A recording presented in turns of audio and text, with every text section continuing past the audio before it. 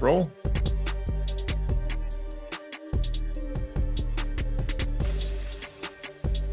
And we are live. Welcome to the NFL First Look, leading into NFL Deeper Dive, leading into NFL Live Before Lock. Multiple hours of coverage here on the Stochastic YouTube channel, taking you all the way up until 1 p.m. Shout out to Owner's Box, sponsor of today's show. We will absolutely touch on them in a little bit. Once again, it's going to be the best contest you can get into in the industry. But first, to the 500 of you that are here so far, hit that like button, subscribe to the channel, hit the notification bell so you know when everything goes live. Follow me on Twitter at Josh Engleman.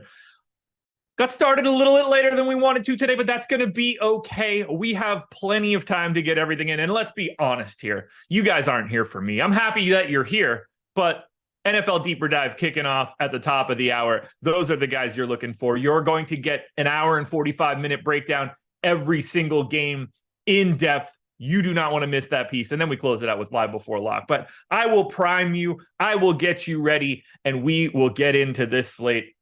Without further ado, I'm diving right into it. I'm going to adjust in my seat. I wish that this was a West Ham watch-along stream. Well, a Liverpool watch-along stream. I got the Reds on for today. They're playing on the TV. I'll go watch some soccer after this, but that's going to be 15 to 20 minutes from now. Right now, we got to move quick. Here we go. We're talking running backs. I think the easiest place to start is the guy that's most likely, the most likely cash option for today. I don't like saying it. It's uncomfortable, at least a little bit, because it really just didn't go well last weekend. We got kind of hosed in everything that we wanted. I know I did. I played a ton of this man, and it did not work out for me. I think that the best running back that you're going to get to today as a value option and as a cash option is going to be Josh Kelly. Try to take last week out of your brain. Just get rid of it, because we have to go back to him. At 5,400, the value on Josh Kelly, too much to pass up. I don't love the matchup, but the whole game in its entirety is looking like it's going to be a lot of scoring. It's going to be the highest owned game that exists today. And I think at that point, we're looking at Josh Kelly as the main cash option at running back. Not too far behind, though. We're going to be looking at Zach Moss at 5,500. Those two guys are going to be the first two guys up in the value running back area. If you want to go to Jerome Ford at 4,800, he's probably third, but I think he's a pretty firm third. I think it's Josh Kelly at the top. Zach Moss is your 1B value option. And then we get up to the top, your other options. Tony Pollard, your most expensive running back on the main slate, $8K, $200 more expensive than Bijan Robinson, pulling about 20% ownership. The spot looks phenomenal. He deserves every bit of that price tag. So I think the first three guys you're prioritizing are Josh Kelly, Zach Moss, Tony Pollard. I think Travis Etienne is close. Another fantastic matchup against Houston. I don't have much of an issue there. Dropping down that 11, I think Etienne and Pollard are pretty close to each other relative to salary. You get that $1,100 savings on Etienne, but maybe not as big of a ceiling as you see on Pollard. But he would be the other guy that I would like at the top. Those are sort of the main 4 plus Ford. That's the key takeaway at the top end of running back for today. And those are the guys that I am absolutely getting to. I'm very heavily exposed to Kelly, to Moss, to Pollard, to Etienne. We got to remember what ownership is in the NFL. You don't need to just immediately run away from. There's a reason these guys are getting a lot of ownership. They're the best plays. You don't immediately run away from those guys. You figure out the other places in a lineup to adjust your ownership. So if you maybe go to Josh Kelly, Zach Moss, Tony Pollard at running back, maybe that's where you start to pivot and go to a different wide receiver than, say, like Justin Jefferson at the top. You find the little bit of ownership savings somewhere else. So don't just immediately think you got to run away from chalk, guys. There's a reason those guys are getting the ownership. That makes them the best plays. Like I said, paying up, it's Tony Pollard at 8K, Bijan Robinson at 7,800, Derrick Henry at 74. Everybody else is sub 7K. So as I look at pay-ups at running back today, it's really two dudes. It's Pollard and it's Robinson. After that, it's all just upper mid-tier. And it's so many dudes that look similar relative to salary, whether that's Gibbs, Kenneth Walker, Mostert. I like Alexander Mattison quite a bit, but it's not like he's not pulling any ownership. Miles Sanders is getting a lot of work. This whole mid-fives, low-sixes range, this is where it gets really difficult. And I don't have any... I'm not going to assume that I know how to pick the right guy out of these 4 or 5 dudes that falls into the end zone twice. One of Gibbs, Walker, Mostert, Madison, if you want to add in Miles Sanders, AJ Dillon, like one of those guys is going to be decent just based on touchdown luck. Figuring out which one it's going to be is important. I'm finding myself getting to more Alexander Mattison than anybody in this range, but that could change very easily over the next, 2 or 3 hours. And just wiggle to someone like Raheem Mostert, for instance. That's what I'm looking at running back right now. In terms of tournament pivots, I don't see anybody that's really like massively under-owned for the scenario. You don't normally see that at running back anyway. With wide receiver, you can see situations where like a high-end guy isn't getting the ownership of another high-end guy. At running back, it ends up kind of looking like a priority chart of guys that get touches. So I don't have too much to dig into on the running back side that I haven't already touched on.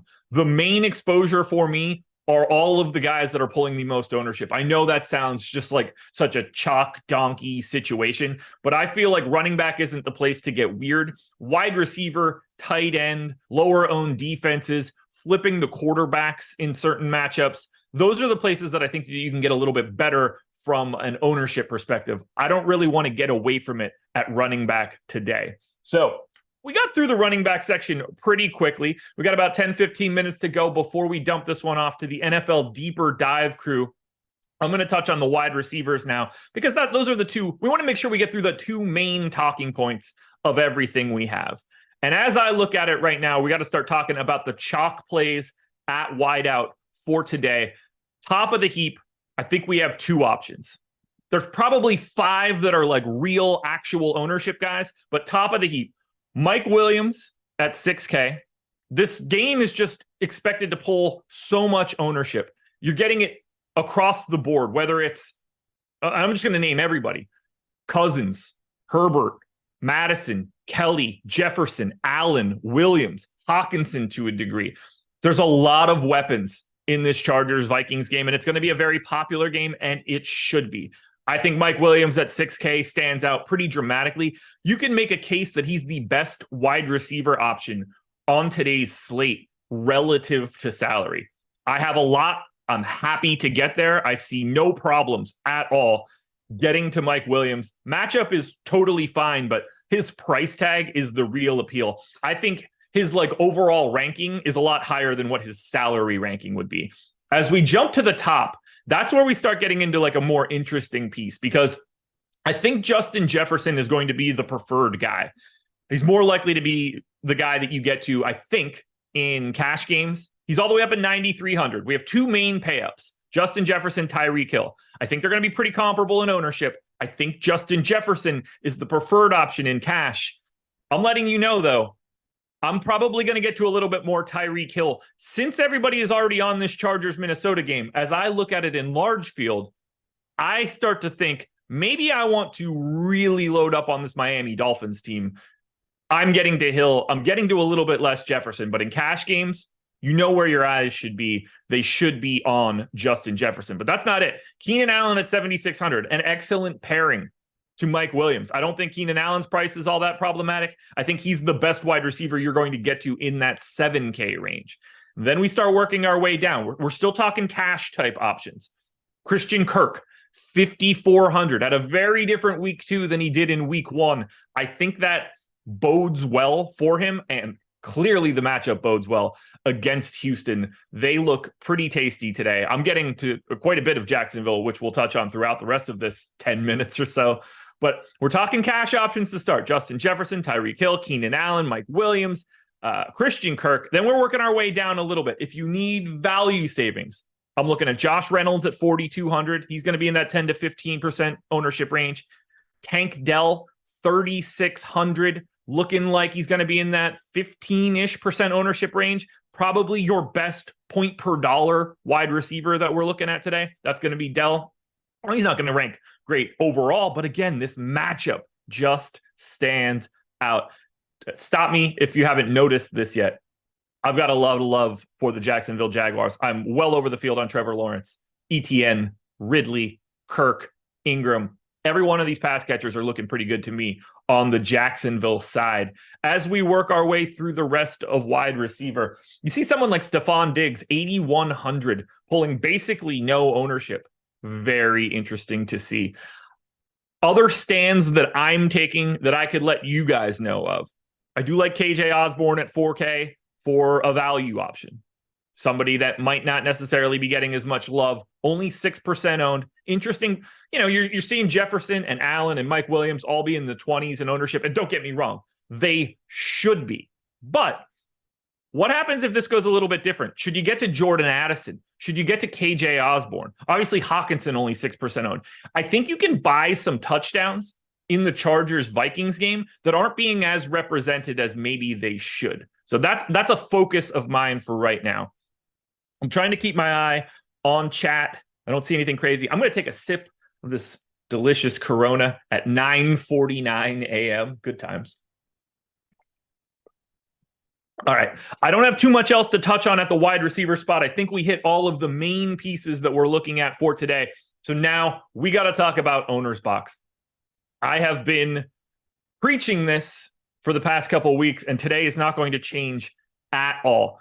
One, just sign up at Owner's Box using the link in the description of this video. They're going to give you a hell of a deposit bonus, up to $500 in Owner's Box. You can unlock that 4.5% of all of your entry fees, but start with 500, get 500. Great deal. I did that already. Looked great. First 2 weeks, the best contest that you can enter in the industry. We've had some overlay. I'm expecting some overlay again today. $175,000 prize pool for their kickoff contest, $35K to first. It's your standard $15, $150 max entry contest. Last week, they got about 10,000 entries. I think we're going to see some overlay or at least some reduced rate. This is going to be the best contest you'll get into in this industry once again. You do not want to sleep on it. And it's the best format too. No kickers, no defense, super flex. It's just quarterbacks and running backs, wideouts, tight ends. The most fun thing you can do for DFS. And you got $35,000 at the top spot. I know I'm entering it. I hope you guys are entering it. And the easiest thing you could do is click the link in the description to enter it. And I buried the lead, because you're also going to get 1 week of our NFL Sims Max package. We've been talking Sims for a couple of weeks now, months now, if we're talking baseball too. It's an incredible tool. I've used it every week for Owner's Box. You can use it for DraftKings and FanDuel. Generate a 10,000 lineup pool in like a minute. Simulate all of your lineups against each other. Get projected ROI for players, for stacks, for the lineups themselves. You are going to make better lineups by using this tool, and you get it for free for a week. You'll be able to use it for all of the main stuff today, Showdown tonight, Showdown on Monday, Showdown on Thursday, again, if you see fit. Please, guys, sign up at Owner's Box if you're playing any contest today. Their $175,000 prize pool kickoff contest is the best one you'll ever find in the industry. Come join it now. Click the link in the description. All right, Matt Sheets, stopped in the middle of building my Rainmakers lineups when you took a sip. You are the man. Coach S, what's going on? I'm going to take another sip too. We've got like 3 or 4 minutes before I need to get out of here and turn it over to the deeper dive. So maybe I'm not going to take that sip. We're going to zip through everything starting now. At tight end, 3 options possible for you. You're paying all the way down to $2,900 for Durham Smythe. That is your value option for today. I don't think that is a crazy scenario at all. Miami looks really good here against Denver. I love that sort of savings. If he gets in the end zone, you're feeling great. Zach Ertz at 3,500, another potential cash option, pulling a little bit of love. Or you're going all the way to the top for Travis Kelce at 7,200. But if you're asking me who the best tournament play is for today, relative to ownership, that's going to be Evan Ingram at 4,800. Now, defenses. Your cash defense for today is going to be the Buffalo Bills against my Washington Commanders. Unfortunately, they're expected to pull quite a bit of ownership, certainly in small field. That's where you're going because of the price. If it's not there, it's probably the Jets against New England because of the weather in that game. Probably going to be a little sloppy. So I think the Jets do stand out, but the Bills will be the priority. Play whoever you want. It's defense. At quarterback, I'll tell you the guys I'm getting to. This shouldn't be much of a surprise. And it's very much in the same range. Tua at 7K. I just love Miami here against Denver. I love Tyreek Hill. I love every bit of their pass catchers. Give me all of the Tua that I can get to at very minimal ownership, I might add. Give me Kirk Cousins in this Minnesota and Chargers game. Cousins is getting a lot of ownership. He is probably the cash game quarterback for today. He's looking like he's going to be the most owned guy unless you get to Mahomes. But I still like getting to Cousins. I don't mind the ownership. It is interesting if you want to like flip him to Herbert, but I think Herbert's going to end up a little bit over-owned. If you go to Cousins and some of the pass catchers, maybe all you have to do is get the KJ Osborne or the Jordan Addison with him, and you really change up that construction. Finally, no surprises here. I really like Trevor Lawrence. Ownership isn't all that problematic. I've already mentioned how much I like Ingram. I like Ridley. I like Kirk. Trevor Lawrence is just going to come along for the ride for that one. And then I get to a matchup that I think is very nice. That Houston-Jacksonville game is the second most owned game. So I'm getting to a lot of those main two games, but they stand out in a big, big way. One last thing that I need to touch on before I turn this one over to the NFL Deeper Dive crew. You are getting Loughy, Ben, Spags, breaking it all down all the way up until 11:45. I got to tell you guys about Red Zone. This is the promo that we've got going on right now. I know I just hit you guys with the owner's box promo. I know I'm talking about Sims, but for the people that are watching right now, there are 1,500 of you in this channel watching this video right now. 200 and something likes, which you should hit that thumbs up and run that number up a little bit higher. You see it on the screen. NFL lineup generator, $9.99 for the first week. If you're just a one lineup guy, a three lineup guy, if you're playing relatively small, you're not just a max entry person, this is the tool you're looking for because it's basically like Sims Lite. We generate all the lineups for you on the back end, and we get rid of everything that we think stinks. You can pick your stacks and you can swap players out if you want. You're going to see optimal rates, projections. If you like the lineup that pops up, you can just click save. If you don't, you click discard. Another one just pops up in front of you. If you don't like that one, click discard. As you save it, you can build up a package of them, export them to CSV. This is going to be the best tool for the large majority of people that are watching this show. If you have not signed up with us before, if you have not checked out the lineup generator before, do that right now. $9.99. It's going to help you build a better lineup today. It has all of our tools on the back end feeding into it, getting it built up so that you could have the best lineup possible. 9:56, folks. I didn't think that I could talk as fast as I did and get through a slate, yet I kind of did. It's been great having you guys. I wish that I could touch on more questions, but I promise you, the gentlemen that are coming up after me are going to handle every bit of this slate for you. And honestly, they're going to do it better than I did. It's the best show that's going. No one's putting on a better DFS show today than the NFL Deeper Dive, and that's coming up next. Loughy, Ben, Spags, breaking down every single game in detail. Good luck, everybody. Enter your contests at Owner's Box. Win some money. Be safe today. Enjoy your football. I'll talk to you guys again whenever I'm back on. But tomorrow morning, come watch the Contenders. It's going to be a good time. Peace.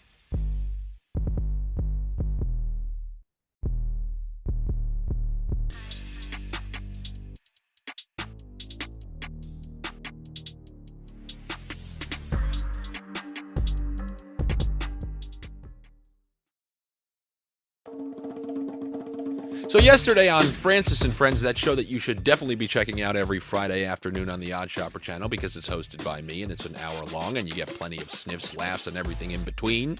If you haven't watched it, what are you doing? Go check it out immediately after this video. Like, comment, and subscribe on it so it doesn't get canceled after 4 episodes.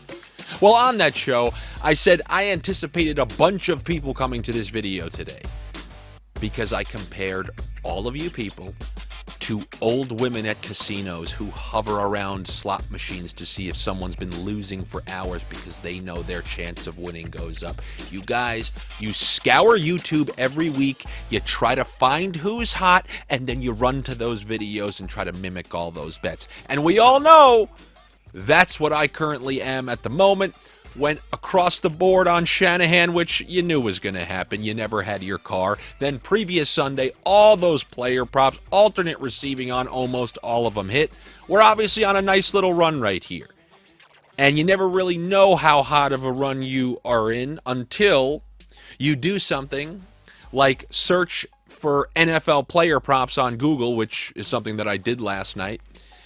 And what do I see right there? Because I use a couple of these sites that are on that first page there. What do I see right there? I see my face looking right back at me. And this was a nice moment for me. If you're an NHL bettor, you knew I was there all season last year. If you searched YouTube, NHL bets, I was the first face that came up.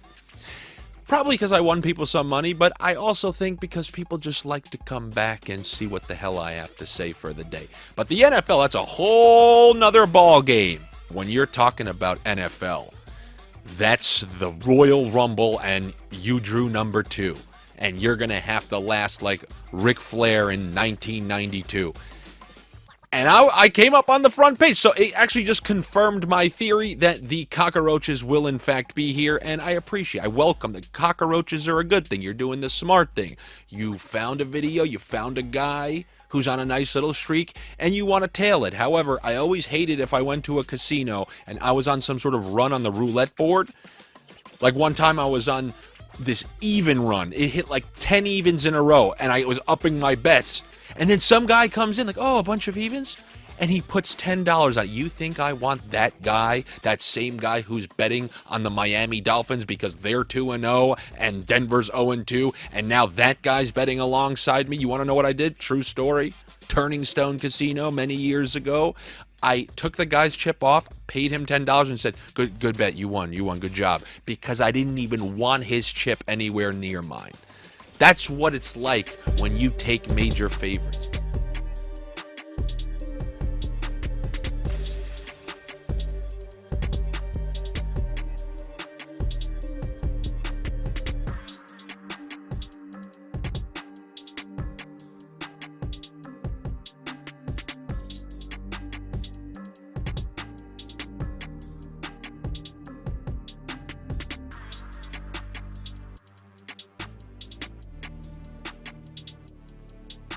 And we'll be out by 10:55, Jordan. No problem. You need that for the coffee.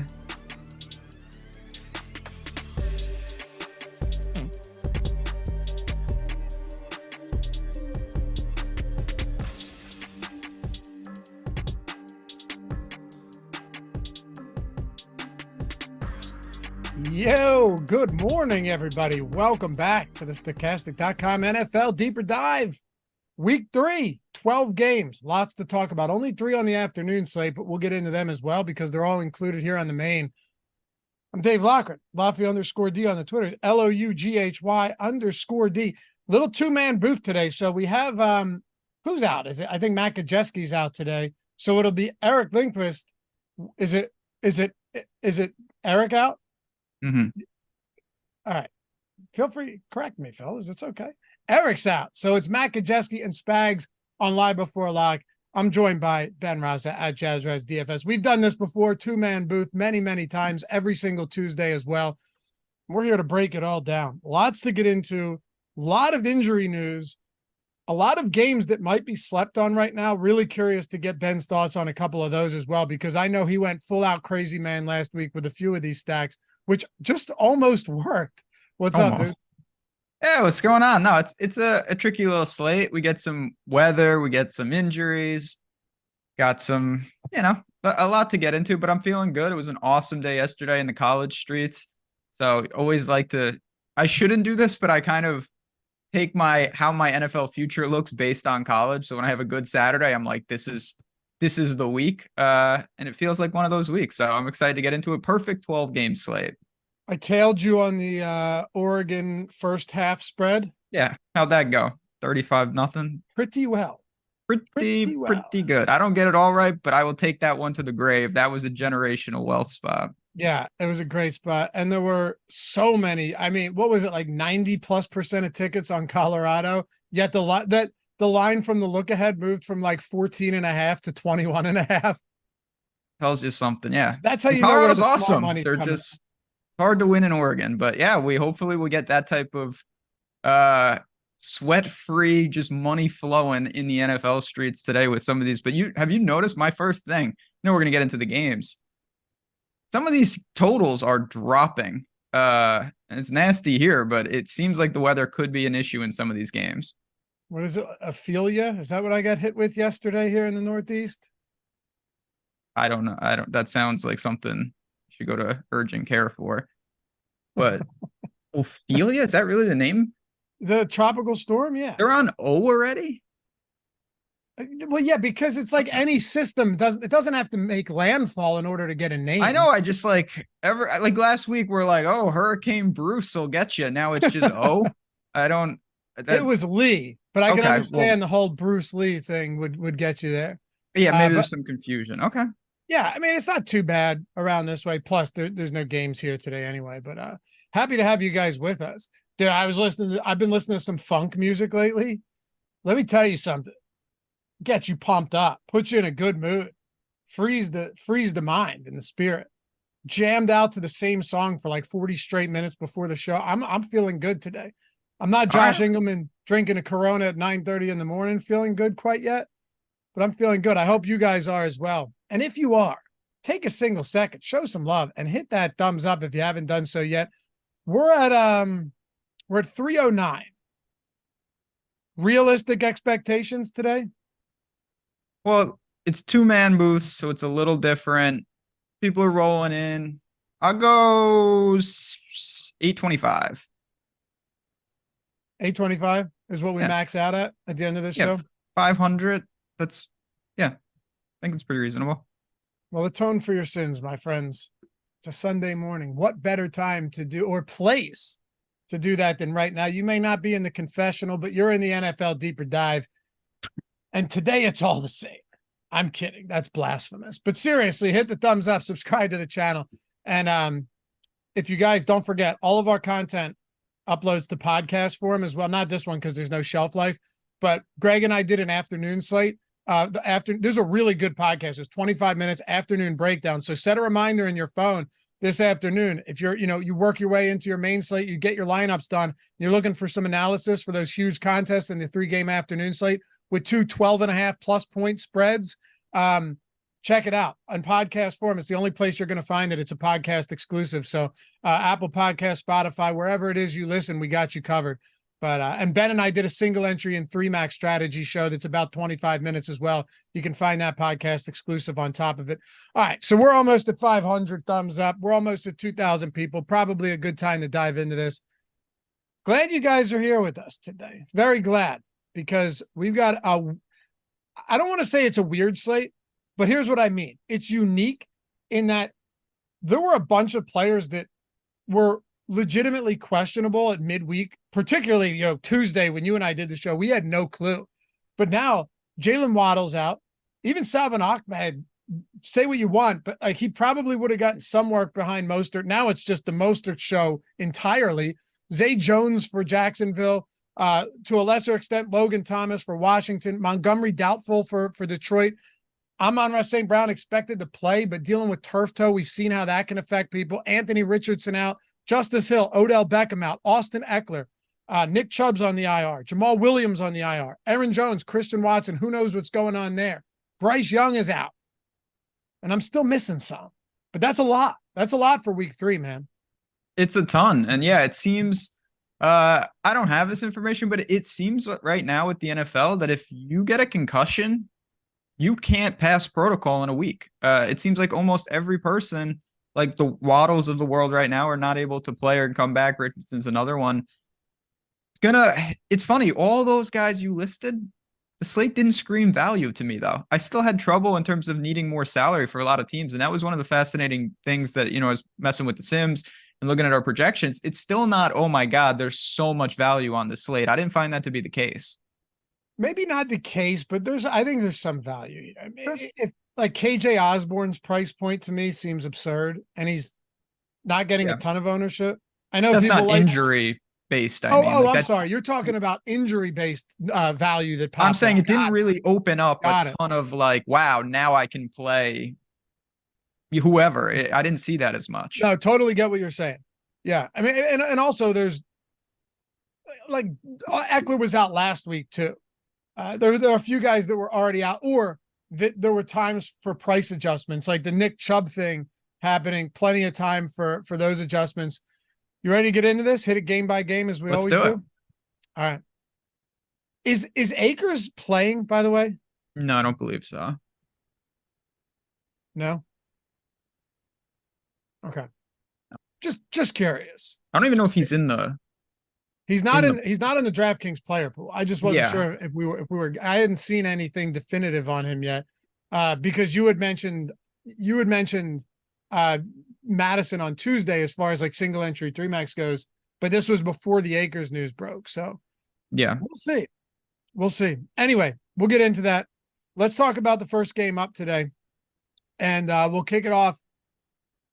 First of 12 with Denver and Miami. So Jalen Waddle's out. You had mentioned that, it takes more than a week for the concussions. I also think when it comes to Miami that they may play it a little bit safer than other teams. Given the optics there last season with Tua, I think that's fair to say, right? Oh, definitely. But on the Denver side, are they still broken? Because they just coughed up 30+ points to Sam Howell and the Commanders in Denver last week, lost 17-16 to what is not going to be a good Raiders team this year. And now they travel to Miami as 5.5-point dogs. This did move. They were 6.5-point dogs earlier in the week, 47.5-point total. We'll start with Denver. Is there anything that stands out? It is one of the highest totals on the slate, so I don't want to just overlook this entirely, despite how ugly it might look on the surface. Yeah, I mean, this is where the NFL is like, you have to, because in my mind, I'm like, oh my God, Denver's played 2 home games. They've looked awful. They're a complete mess. They travel to Miami. They have no chance. And then you look at it, they're taking a little money. It's down to 5.5. Like, yes, they're underdog, but easily can hang in this game, easily for an implied total, healthy enough to target. And if Russell Wilson's going to throw the ball, he's got 32 and 34 in the first 2 games in terms of attempts. That's going to give you some opportunities. Now, he had over 50 yards rushing. I'd say that's probably more an exception to the rule, but I do have some interest in Denver. Certainly Sutton is a guy that he had a quiet game. He rallied a little bit late, but I still think you can look to him at 5,100. I'm not going to that backfield. Maybe you are, but I think that Denver will be probably more of a run back team with Tua stacks, but still have some utility in the slate. I'm mostly interested in Miami for a couple of reasons. Okay.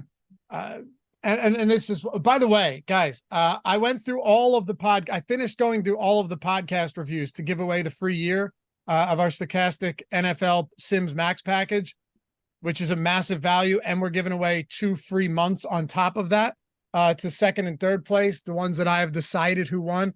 There were some great comments, even a few backhanded compliments in there along the way.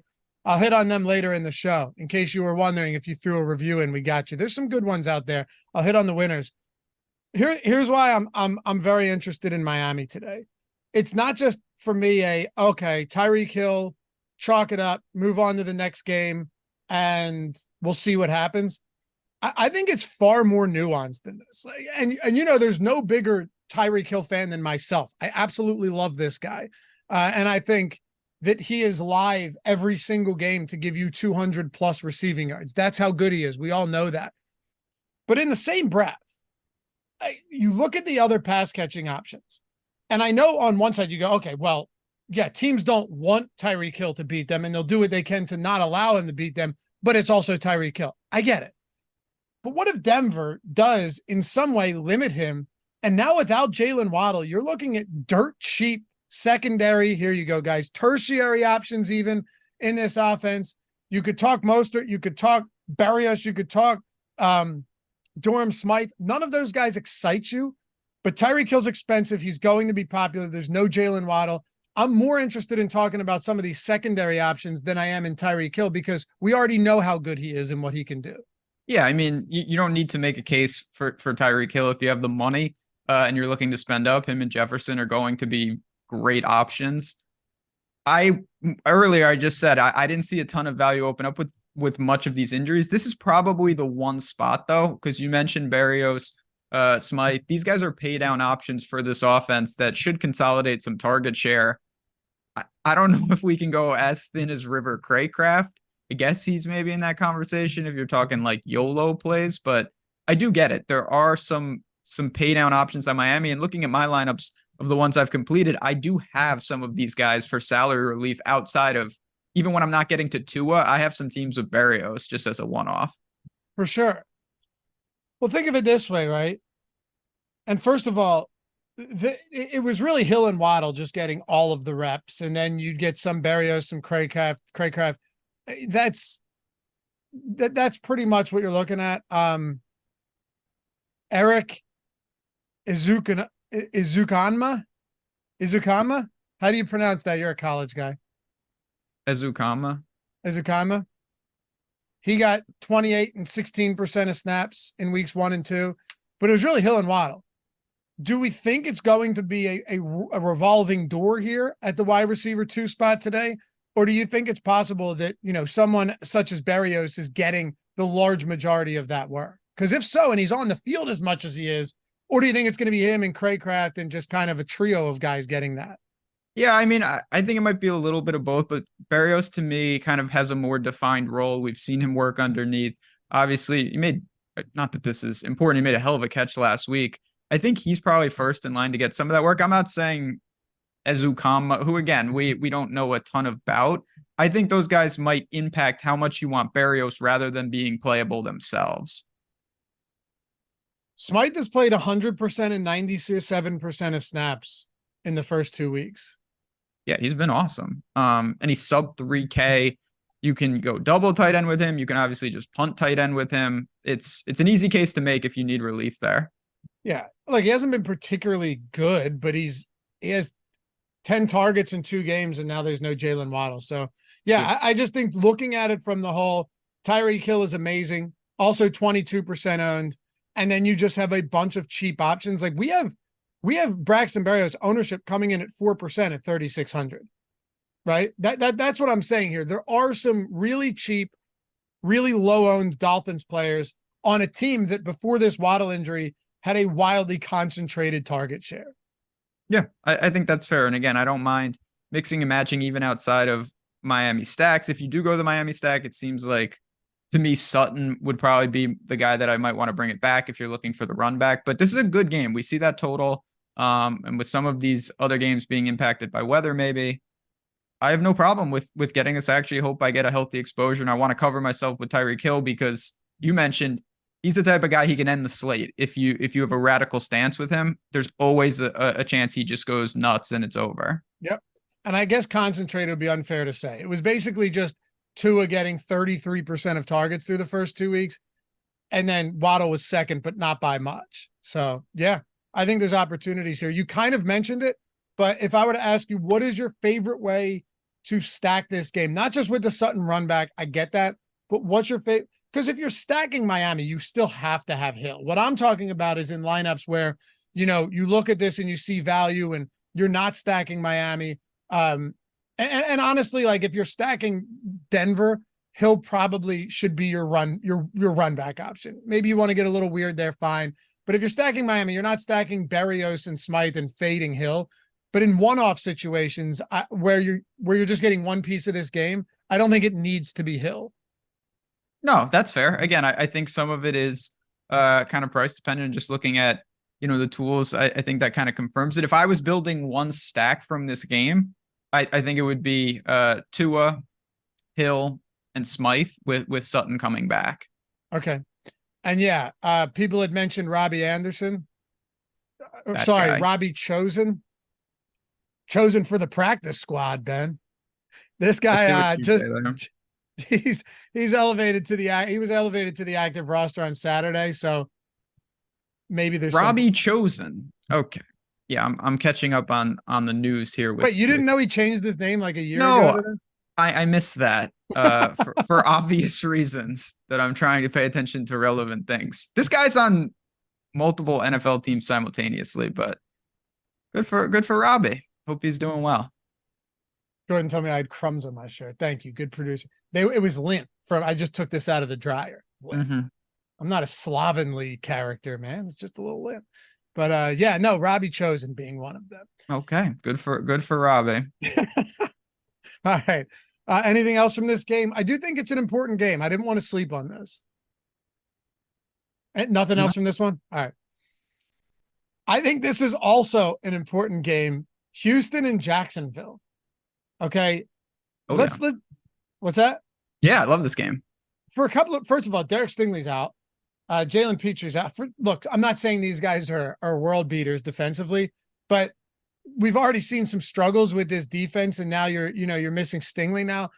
You don't love that, but Zay Jones is out on the other side as well. 43.5 point total, but you've seen CJ Stroud now attempt 44 and 47 passes over his first 2 games, to the point where now that he doesn't practice because his shoulder is constantly sore. But a lot of passing attempts. He's turned the ball over as far as fumbles go, 1 in each game, but no interceptions thus far. We've seen him actually buoy some receivers, from Tank Dell last week to Nico Collins to Robert Woods, seeing 18 targets on the season now. Collins is clearly the guy, but Tank Dell looked great last week, had a really good game at a value price point, is still inexpensive. And then on the other side, Calvin Ridley, big game in week 1, big half, I should say, in week 1, comes back down to earth, cedes the duties to Christian Kirk in week 2. They couldn't score. ETN basically gets all the work on the ground. Tank Bigsby doesn't touch the ball. There's just a lot of moving parts here, but also one of those games that you could see at the end of the day being a necessity. I like this game. You mentioned that Houston is just forced in some ways to throw. I'm not sure they can keep up this volume, but if Stroud is flirting with 35 to 45 attempts every week, it's not hard to make a case for these pass catchers. The targets will be there regardless if they're efficient or not. They don't seem to be able, or maybe it's just game script. This Pierce is just not effective right now. 3.5 and 2.1 yards per carry in the first 2 games. So for me, and I think for most people, the Texans pass catchers are really what I want to hone in on here. And I think you've got 3 options that all make a lot of sense. Do you have any interest in the Houston run game? Because this is the one spot that I'm far less intrigued by. Maybe Pierce has one of those games where he just happens to blow up, and we can maybe kind of retrace and reevaluate this. But as it stands right now, I have he's played 45% of snaps in back-to-back games. Singletary's played 21 and 36% last game. And then it was Boone getting the pass catching work in week 1, or a lot of the pass catching snaps. Then Dario Gumbawale plays 19% of snaps last week. Not to say he was heavily involved, but there's clearly no bell cow in this backfield. No, and I think, of course, if Houston not shocks the world, but if they pull an upset here and they're playing from ahead, we're going to see a different breakdown in terms of rushing versus passing. I still think you're trying to jump through a lot of hoops. First of all, you need that to happen, I think. Then you need it to be Pierce, not Singletary. I'm not really looking to do that. It's definitely a way to be different. But to me, I'm going to stick with what I know, and that's Houston. It's very comfortable playing up tempo and throwing the ball. A lot of volume to go around with these pass catchers. So this is the Ben Rasa principle then, right? With the backfield. Yeah. You need 2 to things. parlay. Yeah. Right. You need the stars to it. Right. It's a parlay in DFS, but with one player. You need them to be in a favorable game script, which is yet to happen. And they're big dogs. And then you need Pierce to be the guy. So even if they're in a favorable game script, you're not even guaranteed that he's getting the lion's share of opportunities. That's what I mean. It just seems like a lot of things have to go right just to have the opportunity for your guy to play well. And that, to me, there's always a risk-reward balance, but I'm like most people. Give me Collins, give me Woods, give me Tank Dell, all as one-offs. Not really getting to Stroud, though. I mentioned last week that I thought Tank Dell would be the clear winner. You did. Even with Mechie back from, I'm not doing this to take credit. I'm doing this to set something up here, but I will take credit for that. Even with Mechie returning, but with Noah Brown on the IR, the reason I say that is it's possible that we see Mechie worked in a little bit more this game, maybe Xavier Hutchinson, but at the same time, Tank Dell looked really good last week, and I have a difficult time believing that you wouldn't want to keep him on the field alongside Robert Woods and Nico Collins. Yeah, I mean, he looked great. They seem to have a connection. This is more personally, I'm a big Hutchinson fan. I thought he was going to be really good. I still think he has a chance to be really good, but opportunity doesn't seem to be right there just yet. That was Brock Purdy's boy for a while back in the Iowa State situation, but I don't think Houston's that difficult to break down. To me, there's just the pass catchers and then everybody else. Yeah. I mean, like, I'm not going tight end. Yeah, but you know what? When you're talking about this Jacksonville side, yeah, and I agree. Well, you'd go Ingram. You're talking about Houston. Just Houston. I really think it's the wide receivers standing alone. With Jacksonville, the Zay Jones absence, I mean, it really changes things, because Zay Jones, clear top 3 receiver on this team. For all we know, it's going to end up being like Jamal Agnew, who has the big game this week, right? That's what's going to happen. That's what's going to end up happening. I believe they had somebody missing last year in Philly, and Agnew had 2 touchdowns before they got smoked to close that game out. But yeah, Agnew probably gets some opportunities. I don't know if that's where you want to go today, but Ridley, Kirk, Ingram, ETN, I'm not sure there's a bad answer for any of these guys today, or for a Trevor Lawrence just full out stack. Jacksonville's maybe one of my favorite teams to target on the entire slate. You mentioned just so many different options, easy stackability with Lawrence from Ingram, obviously those pass catchers, or we could go with ETN, who might just gash them on the ground. Now, you had mentioned, and you mentioned this on Tuesday, and I think it's definitely warranted. There were some crucial moments in that Kansas City game, in the Indy game, and Tank Bigsby was not standing on the sidelines. He was out there. But I do think he decreased enough to feel pretty good about ETN. I thought ETN really just bad range of outcomes last week. He had more opportunities. It just didn't really connect. I expect a good workload for him. I think he could flirt with 20 touches. Against Houston, I do like ETN on the bounce back this week. Okay. Brandon Katz says you are loaded with dumb takes right now. Well, that's why they bring me on the show. What can I say, man?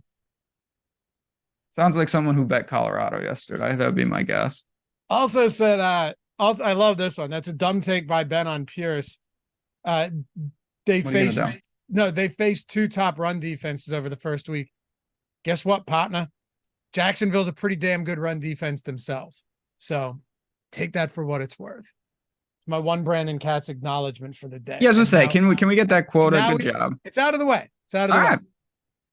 I just like dumb takes by calling people dumb. It always it interests me. Hey, we had a good question though. We had a couple super chats here that I want to get to, because I do think they're important, and you kind of teased this at the top of the show.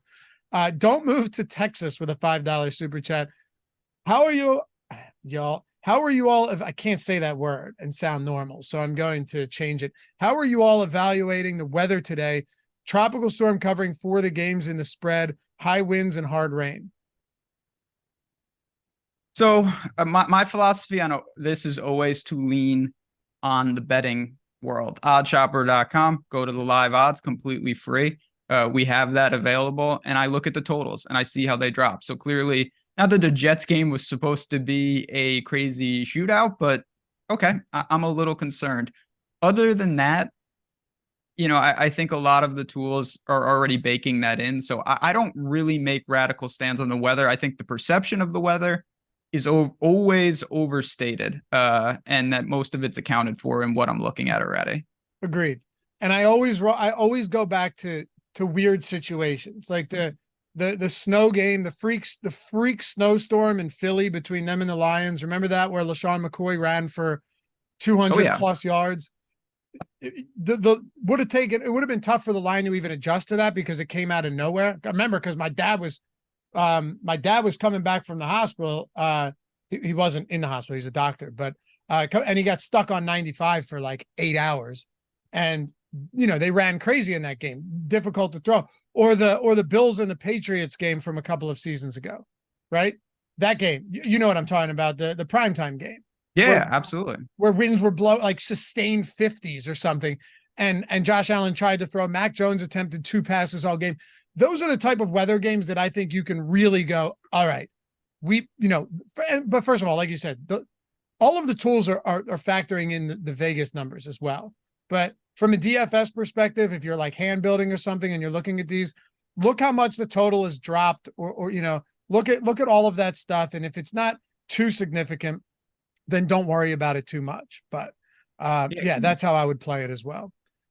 Alan Chapman, $5 super chat. How do you bring down the ownership in the Sims tool? Once you do the contest generator and you sim everything, you can go into like exposures. You'll see ROI boosts, and then just bump or boost or deboost the ROI on specific players or stacks.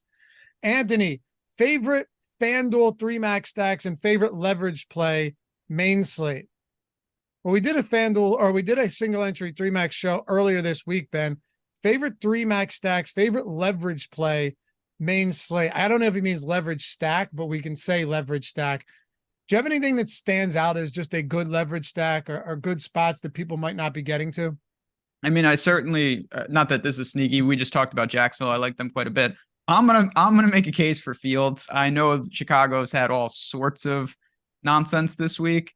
I think that Justin Fields still has some upside if you want to run that risk, and I'm looking to him to set up some of the Kansas City game. Anthony, $10 super chat. Thanks, man. Good morning, gentlemen. 2 questions. Pick one. FanDuel, Kendre Miller and Nico, or Joshua Kelly and Tank Dell. Also, where the heck is Osimo? Osimo's got some stuff going on. Good stuff. Good stuff, by the way, in life right now. Taking a little time off from content, but be sure to tell him you miss him over on Twitter or the X.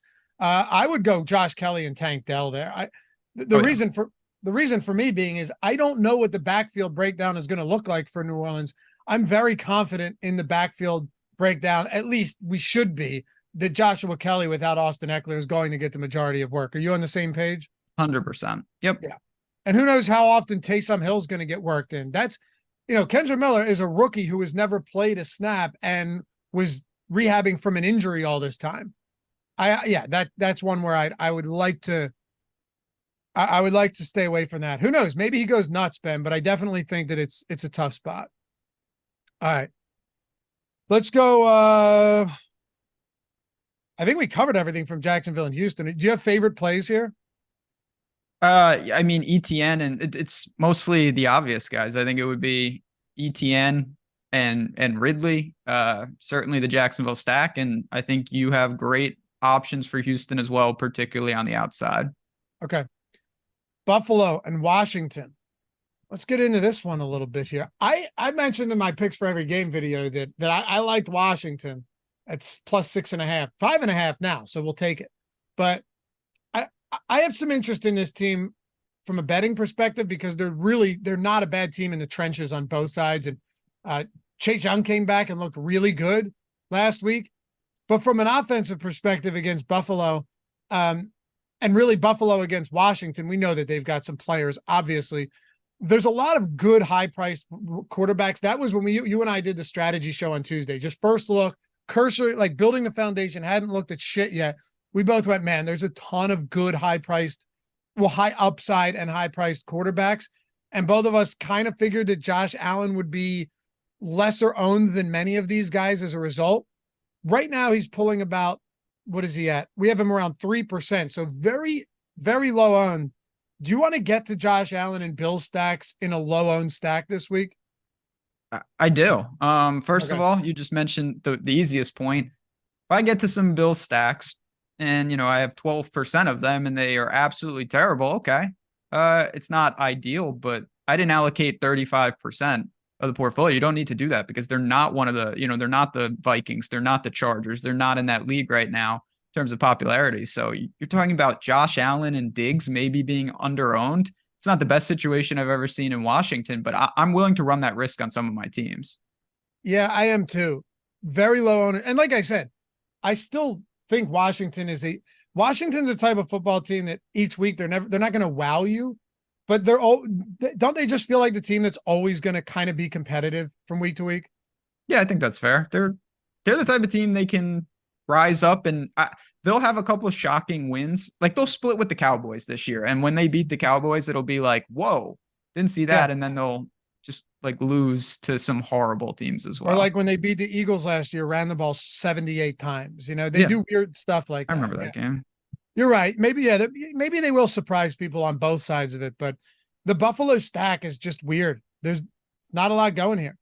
And obviously you have you have Patrick Mahomes in Kansas City with a 30+ point implied total today against the Bears, team that's in complete disarray, both on and off the field at this point. You have Dallas Cowboys as 13-point favorite. There's just, and then if you have the Chargers in Minnesota. Yeah. So there's just nothing going to Allen as a result, right? And I think, Jacksonville's going to end up getting more, especially with Zay Jones out. You're seeing a lot of ownership going to Ridley and Kirk, and Lawrence isn't getting a ton, but he's up there for sure as far as quarterback ownership goes. Yeah, and Miami with Tyreek Hill, Tua getting around 6.5%. Josh Allen's kind of just left for dead because no one's focusing on that game, and I think it's that simple. It is that simple. I don't think if you ask most people what's your issue with Buffalo this week, they would say it's not. It's nothing to do with Buffalo. I just prefer insert some of the stacks we just talked about. And I think for that reason alone, you've got Allen, Diggs, Cook in the backfield. I think is a little more volatile. He needs to probably not fall on the 1 yard line, or he's going to be watching someone else punch the ball in. But at the same time, I still think this is a team. They're a favorite on the road, healthy implied total. Buffalo can absolutely get you there this week. And that's the shitty part about Cook, right? Is because it could now be Latavius Murray or Harris. Or Allen. Really know. Or Allen, yeah. Cook is clearly the in-between the 20 guys, and he's looked good through his first 2 games. Forget about the stats in week 1 against the Jets. That's a good run defense, and Josh Allen wasn't exactly looking great, but I thought Cook turned a bunch of nothing into something. And then we saw him look really solid last week against the Raiders in a positive game script. So, yeah, I worry a little bit about that. You're right. He's going to need to break some loose if he intends to score, which is why I'm a little bit lower on Cook than I am on a bunch of guys at that price point. Are you interested in Washington offense? Because Brian Robinson is clearly the guy now in this backfield. Yeah, he is. Gibson, that experiment, I don't think has worked out both for my lineups and for them. I worry a little bit. Now, listen, this is not a 20-point spread at all, but I am worried a little about game script. McLaurin is a guy that we haven't seen much from so far. It's only a couple weeks. I'm not like worried or anything, but him and Howell, you're talking about 10 targets over 2 games. Now, maybe it's because they've been a little more competitive, but at the same time, they were down so much to Denver. You would think that would have been a perfect game script to get really crazy and just start throwing the ball all over the place. So I'm tentatively okay with Washington, but I have no stacks of them, and I almost exclusively am getting them when I'm going to Josh Allen. You say they were down so much? I'm sorry. They were up so much. Yeah. But in that game, when I look at it, I still think that the opportunities, I'm not sure. They have kind of like an Atlanta vibe to me, where the way they want to play in a perfect world doesn't jive with exactly what I think the upside of the players are. And you know what I mean by that? Like, I think that's Atlanta, perfectly reasonable. Yeah. Like Ritter and Howell, not that they're the same player, but at the same time, I just look at that and I'm a little confused at what we really get in some of these game scripts. But yes, thank you for pointing that out. Denver, just typical nonsense in that game. I want to erase that from my brain. All right. Favorite way to play this, would it just be an Allen stack with a single run back, or maybe no run backs here? What are you thinking? Yeah, I think so. I'm also a little higher on Cook than you are. I have some Cook exposure outside of Buffalo stacks. I just think that if he's going to give me even 4 to 6 targets, I can live with maybe lack of touchdown equity. I think he'll randomly get some, but I really like that volume, particularly if he's going to be getting those easy conversions for targets. Fair enough. Who we got next? This is a game I'm going to get in trouble with on the betting side, I think. Atlanta and Detroit. All right. Oh, before we do, guys, we've done this every week and let you know that if you're looking to get free access the entire week of all of our tools for NFL, everything, it's the Sims Max package, right? It's the one that's $199 a month. The entire week free. All you have to do, and this isn't like, hey, go do this and this sucks, but then you'll get this. Both of them are great. Sign up at ownersbox.com using the link in the description or in chat. All right. Jordan can throw it in the chat right now. Minimum deposit is $10. All right. If you want to get a free week of all of our NFL tools, However, they have a $500 first match deposit bonus. So if you have the means to do so, even if it's 50 or 100, take advantage of that, because other sites, other DFS sites, you're not getting these type of bonuses anymore. You've been there. They know they got you. It's that simple, right? They also have a $175,000 prize pool flagship NFL contest today that if you're not in it yet, I would highly recommend doing so, because it's 30% filled right now with less than 2.5 hours to go until lock. 30% filled, 4,200 out of almost 14,000. It's a super flex contest, which is awesome, meaning there's no defenses. You don't have to worry about that. You can flex in the super flex spot a quarterback. There's also 2 additional flex spots. So quarterback, 2 running back, 2 wide receiver, tight end, 2 flex, and then a super flex. Very cool build. As Ben puts it all the time, this is an unsolved format so far, which, takes a lot of factors out of it and helps you guys out, hopefully helps us out. But the biggest thing that's going to help us out, one, the fact that we have the Sims tool built for Owner's Box, not just FanDuel and DraftKings, ownership, player projections, top stacks, to all of that for Owner's Box and all of the other tools as well. You're getting the access to the premium Discord, the lineup generator, all of that. Contest generator, lineup simulator, post contest simulator, all of that entire week free. So you're getting today, you're getting doubleheader of football for tomorrow. You're getting Thursday night. And then you'll have all of the updated data for next Sunday as well. And you got afternoon slate today. You got showdown slate. If you're not there yet, check it out. Take advantage of the deposit bonus. Take advantage of massive overlay. Easiest contest to play with that much overlay. And get all of our tools for free. Best promo we've got going on. Link in the description and in chat. If you get it in by 11:15 this morning, this is what they always tell me on the customer service side, we'll get you set up with the free week before today's slate as well. All right, so let's talk about Atlanta and Detroit. David Montgomery's doubtful. Amon-Ra St. Brown and Josh Reynolds are probable, but I worry a little bit about that turf toe.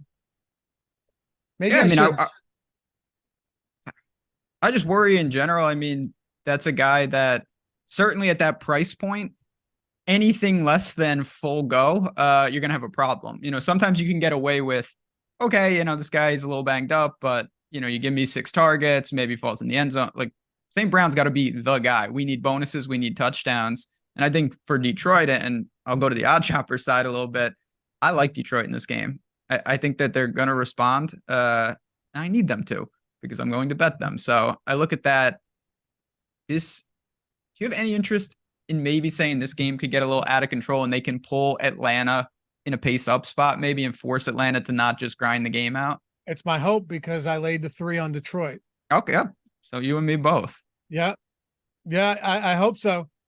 I don't know if Arthur Smith has any interest in doing things that help them win football games, though. I know that sounds hyperbolic. I get it. And they won last week. Good thing, because I was on Atlanta money line. But I understand all of that. But some of the decision-making is so suspect. Like, this is a run-first team through and through. The heaviest team in the league right now, if you're looking at run play percentage. But then they get to the goal line at the 1 yard line and they throw 3 times. Although, you see that? Teams do that. Jacksonville did that last week it's too. It's just trying to get so cute.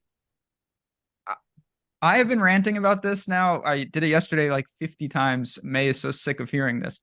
Like these, I don't know why coaches don't realize that you can just do the same thing 4 times. Like, what are the chances that if you give it to your lead back 4 straight times that they don't gain 1 yard once? Like, yeah. Well, hold on. Those backs in that offense with that, it's a good run blocking line too. Just give it to them 4 times. Give it to ETN 4 times. He's going to score once. You don't need to score 4 times. 1 time will do it. I did like Bijan Robinson averaged 6.5 yards per carry. Yeah, but his longest run was 19 yards. So I'm not saying that is a bad thing either. I'm saying that is his longest run was 19 yards, but he averaged 6.5 yards per carry. So every time they gave him the ball, he was picking up chunks. And they're like, nah, we're gonna Mac Holland fades 3 in a row, whatever it was. I don't know. I did like that 4th down call though. I was wondering what Atlanta was going to do. It was like 4th and inches. And they could have tried the long field goal and they said, no, we're going. Moved it closer. That's nice.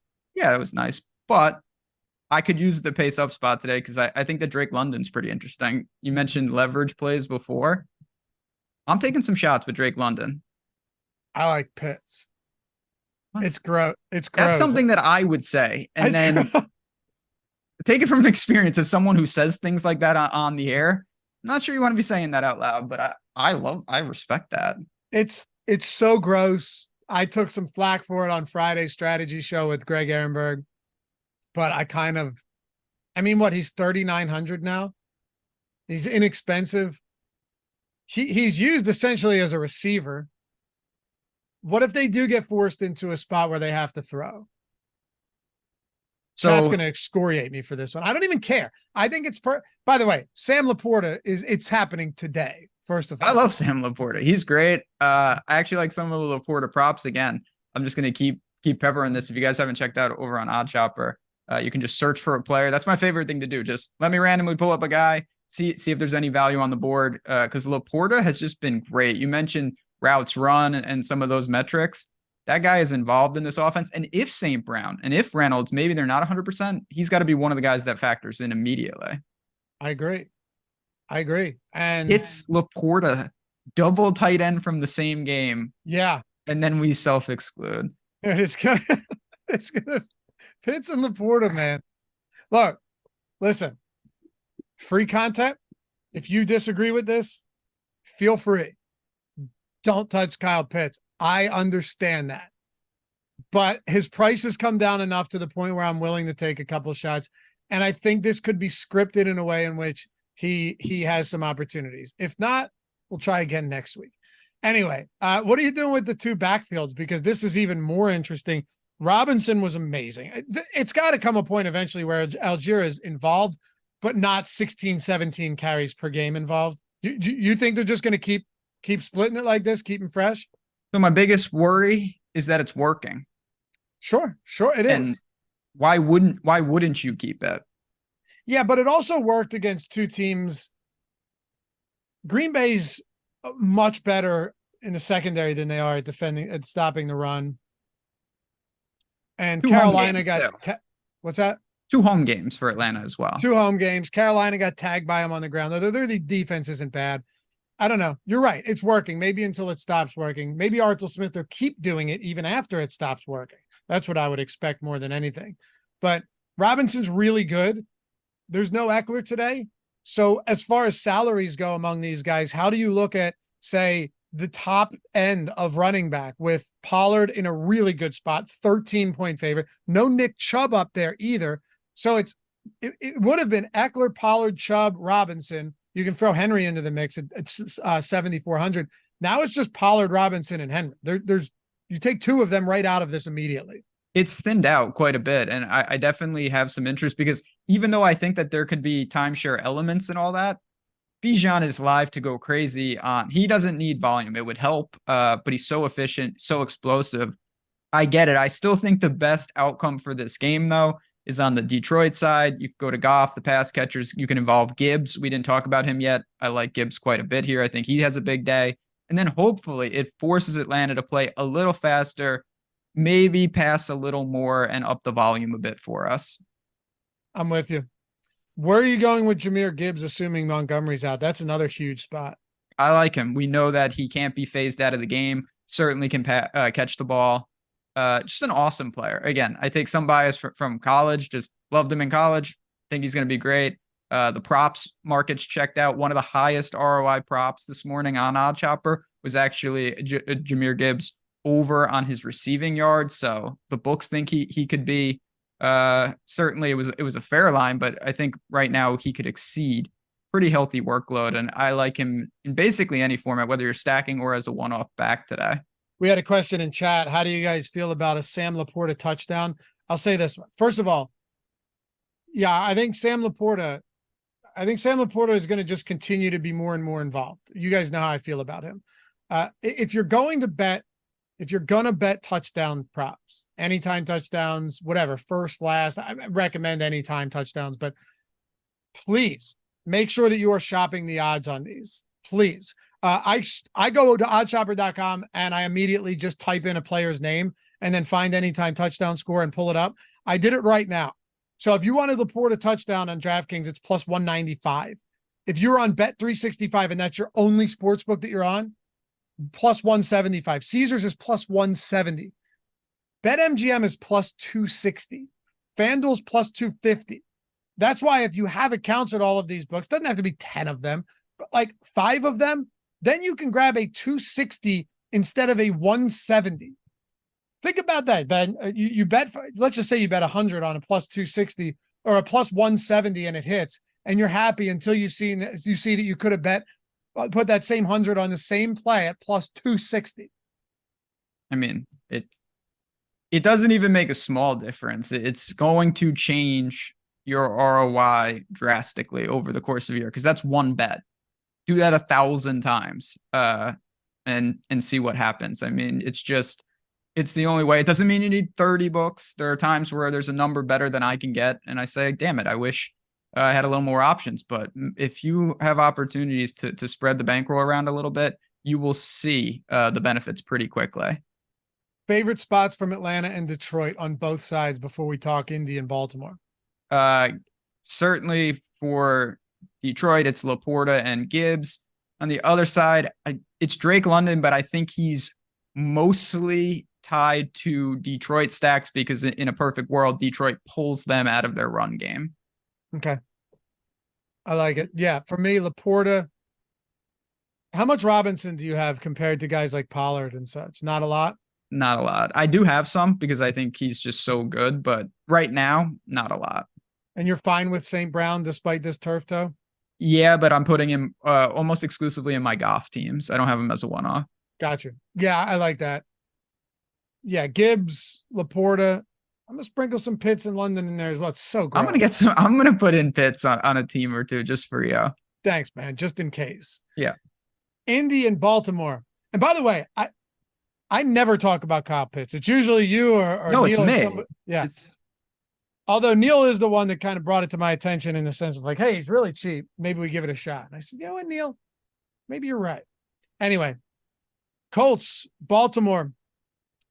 Richardson's out, so we got Gardner Minshew. Then you have Justice Hill, Odell Beckham on the other side are out. I still have no idea what Baltimore is going to do with this backfield, seeing that Gus Edwards, you would have thought he'd be more involved and Justice Hill would have been less involved. But we can start with the Colts.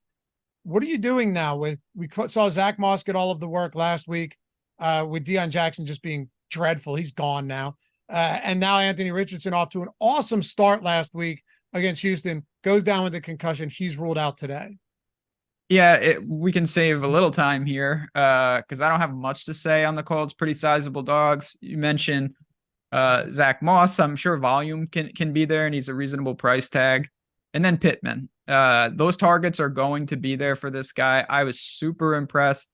23 targets in 2 games. He's got a touchdown. But if he continues to see that type of volume, I'm pretty good with him, even with the quarterback situation. But then when I look at the rest of the Colts outside of Moss, outside of Pittman, it feels like an unnecessary risk given there's so many other spots I would rather go to. So I don't have much to say about Indy. I think it's a tough spot for them.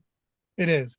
And Eric Lindquist kind of sold me on Moss earlier in the week. I don't know where he stands right now currently, but he did make some point. Look, these were similar points to what I was making last week, in that I think Zach Moss becomes the guy because because Jackson was terrible.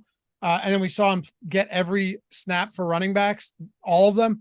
And Eric was saying, hey, if that transfers over to this week, then yeah, even in a tough spot, there's probably enough volume there for Zach Moss, even if he's involved as a pass catcher as well. So I do get that. I don't have an issue with that. It's a brutal spot though. You have no Richardson, so you have no dual threat ability back there. I'm also of the mindset that at times you could argue a mobile quarterback is good for a running back. I think, depending on the situation, you could say either. So I don't worry too much about that. But on the Baltimore side, without Odell Beckham, without Justice Hill, now you're talking about a team that looks quite a bit different than they did in week 1. And well, obviously without Dobbins, but definitely different than they looked last week too. Hill played 57% of snaps to 43% for Gus Edwards. Odell Beckham was on the field for 52% and he got injured in game. Is there any interest in guys like Bateman or Aguilar or Zay Flowers or Gus Edwards, or how do you approach this backfield? Because I'm just not convinced that Gus Edwards comes in and is the straight bell cow. Yeah, I mean, I'm a little higher on Edwards than you. I do think that he can consolidate a pretty good workload there, and I think that the game script is nice considering they're north of a touchdown favorite. So I'd say he's got a pretty good floor, reasonable I hope price. you're right, by the way. I hope you're right on Edwards. Yeah, I hope I'm right too. Because I'm clicking into some of my lineups here, and Baltimore's always tricky because I still am holding on. Not that it's like, oh, this is long gone. Lamar, 38 and 54 rushing yards over his first 2 games on 6 and then 12 attempts. I've always been adamant that I think not just him, but most of these quarterbacks, they run in these games that are very competitive, very tight. And we saw that against Cincinnati more than against Houston. Not sure this will be overly competitive. So I think Lamar is drawing more towards a long run than volume on the ground, but it's still Lamar, still, Andrews and these pass catchers. It's just not my favorite game overall. So I might sprinkle on Baltimore, but not getting a ton when I ran my Sims. I'm not getting a ton elsewhere, and I'm okay with that. I get it. Melvin Gordon and now Kenyon Drake. He was elevated too, so he's on the active roster. He's another guy. He's on 4 teams. Who? That's fine. Drake. You have some Kenyon Drake? No, I just mean, I'm sorry, I should have clarified. He's on 4 NFL teams currently. Like, he's on Arizona, he's on Miami, he's with Baltimore. He probably played on Thursday. Like, I don't understand. He's one of those guys. Being high on Edwards, but also having 4 No, that'd be bold. No. Because that's the only reason I mentioned Edwards. Because remember, Drake was on this team before, that he has familiarity with the offense. I'm hoping, though, that it is Gus Edwards. And then maybe Gordon and Drake spell him a bit. Gordon didn't see the field last week, but we'll see. The biggest issue or concern that I have is that in the event this does happen to be even a 70-30 or 65-35 timeshare in the backfield, you still have a mobile quarterback and you still have a team, despite a new offensive coordinator, that doesn't love throwing to their running backs. Even though Justice Hill had 3 targets last game, but that's it. And Gus Edwards had none. And that is last thing I'll say on this game. And we haven't brought it up yet this year. For you guys who watched last year, you'll know what this means. Gus Edwards is certainly a decimal. Wait, hold on. Wait, whoa. The decimal back. He's a decimal back. Yeah. He absolutely is. So we'll have to live with that. Yeah, that's his nature. He only is going to explain what that is to people. Absolutely. So there are certain guys, you just take their rushing yards, move that decimal point, and that'll be their total points, because that's all their production. They're not going to get any targets if they don't score. If he has 98 yards rushing, you're going to get 9.8 today, and that's just something we have to live with. Oh yeah, man. Decimal back. I forgot about that. Nirav Patel. Apologies if the pronunciation was wrong. $20 super chat. Thanks, man. If you had a question or a comment and somehow didn't add that, be sure to do so, and we'll get to you. Thanks for the support.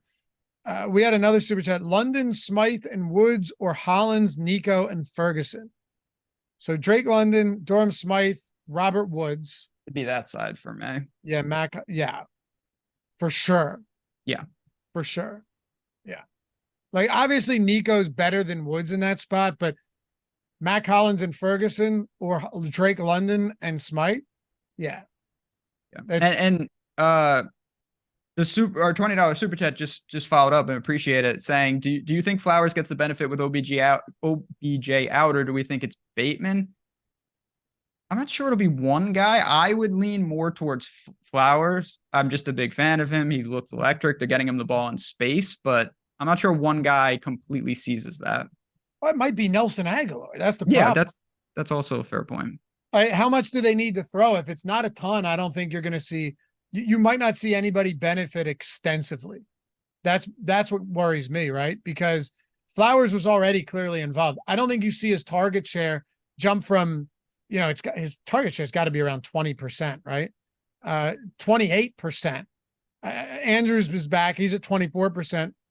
Beckham already didn't have a significant target share. So, yeah, my guess is it's just spread around. I don't think his absence is felt enough, Ben, to be like, hey, we need to boost these guys big time today as a result. Yeah, I agree. Chargers and Minnesota. All right.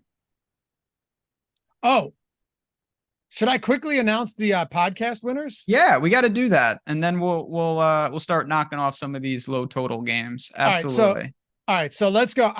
I combed through a ton of these, and I'm really appreciative. All of us are of you guys leaving, these thoughtful. Some of them were terrible, but most of them were really great. And I thoroughly enjoyed reading them. I got through the rest of all of them this morning, and I picked the best ones out.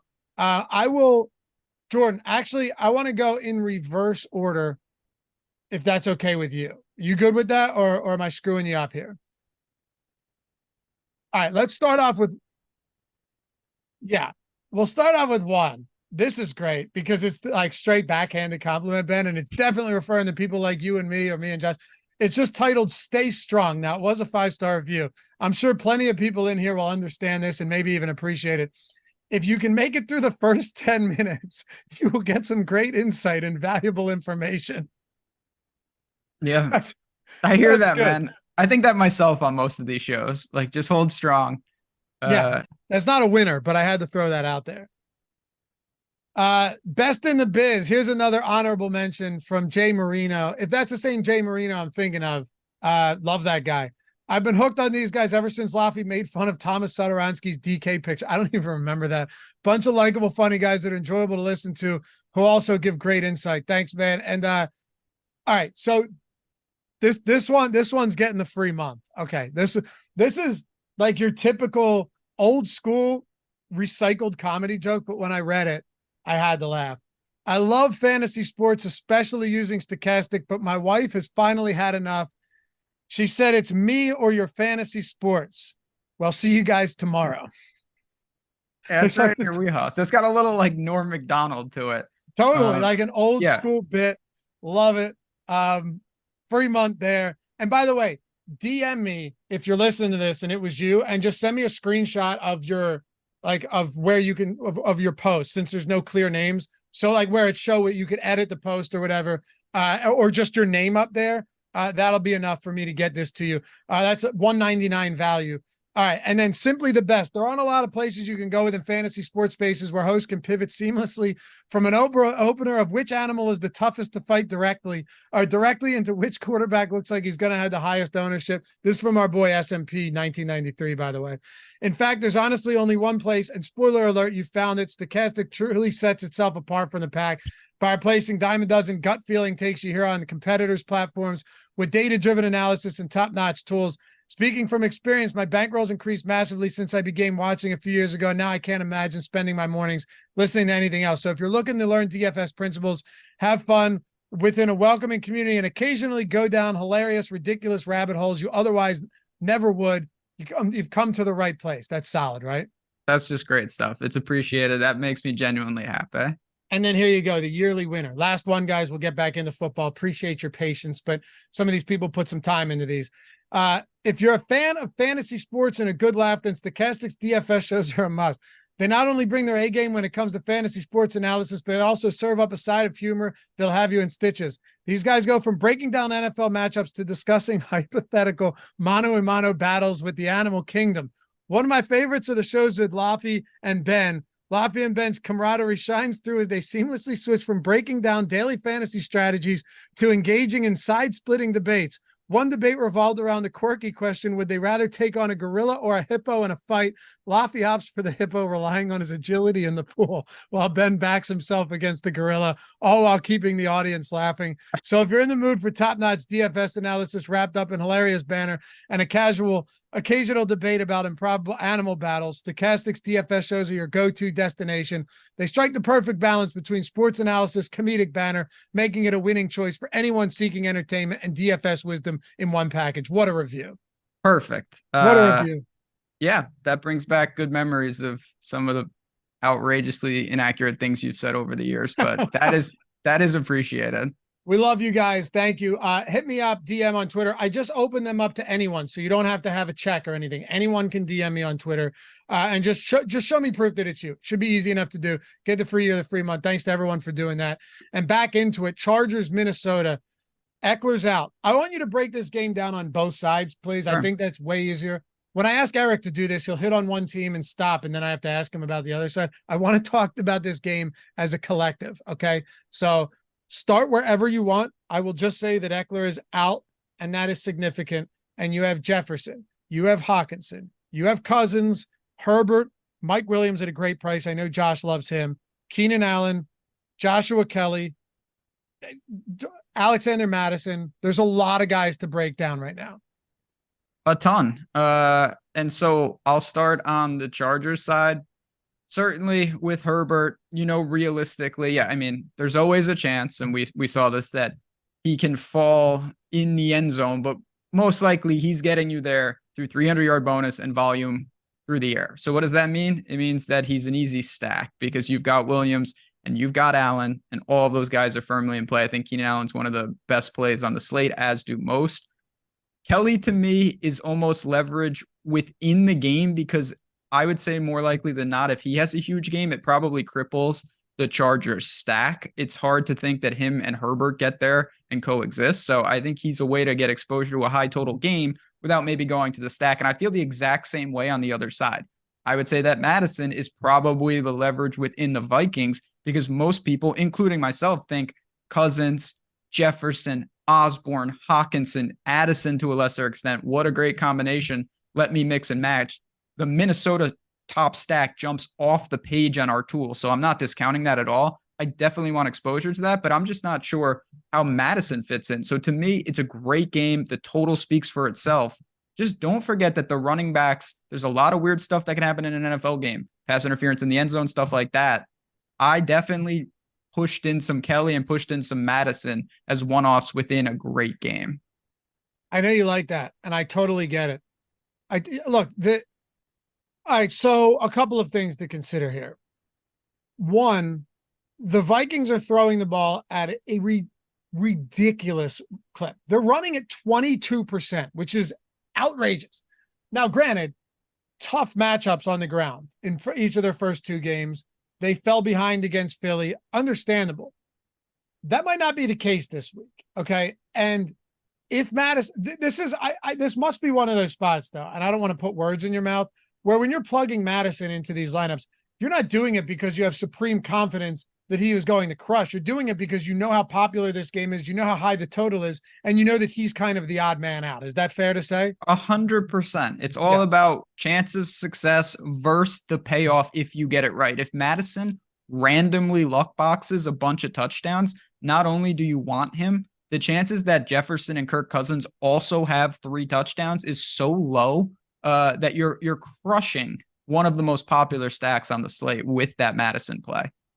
Yes, it's not just leverage against everybody. Yes, it's also the fact that if Madison happens to have 2 rushing touchdowns and racks up a ton of yards, it tamps down the production on everybody else in that offense. It's the opposite of kind of my philosophy of trying to parlay, needing multiple things to go right. This, if you get one thing right, you actually get multiple benefits from the one thing. Madison having a great game not only helps you because you played him, it hurts the most popular stack. Now, he does look awful, and I think there's a lot of ways he absolutely fails, but I'm willing to take that risk on some of my teams, no doubt. And to be fair, it's not like he isn't getting ownership. It's just you anticipate him getting a lot less ownership in many of those game stacks. Absolutely. Yeah. And that game stack is going to be so popular. Jefferson, Keenan Allen, both are Jefferson 25%, Allen in our ownership projections at 19%. Kelly's up at 18%. Cousins at 17%, man.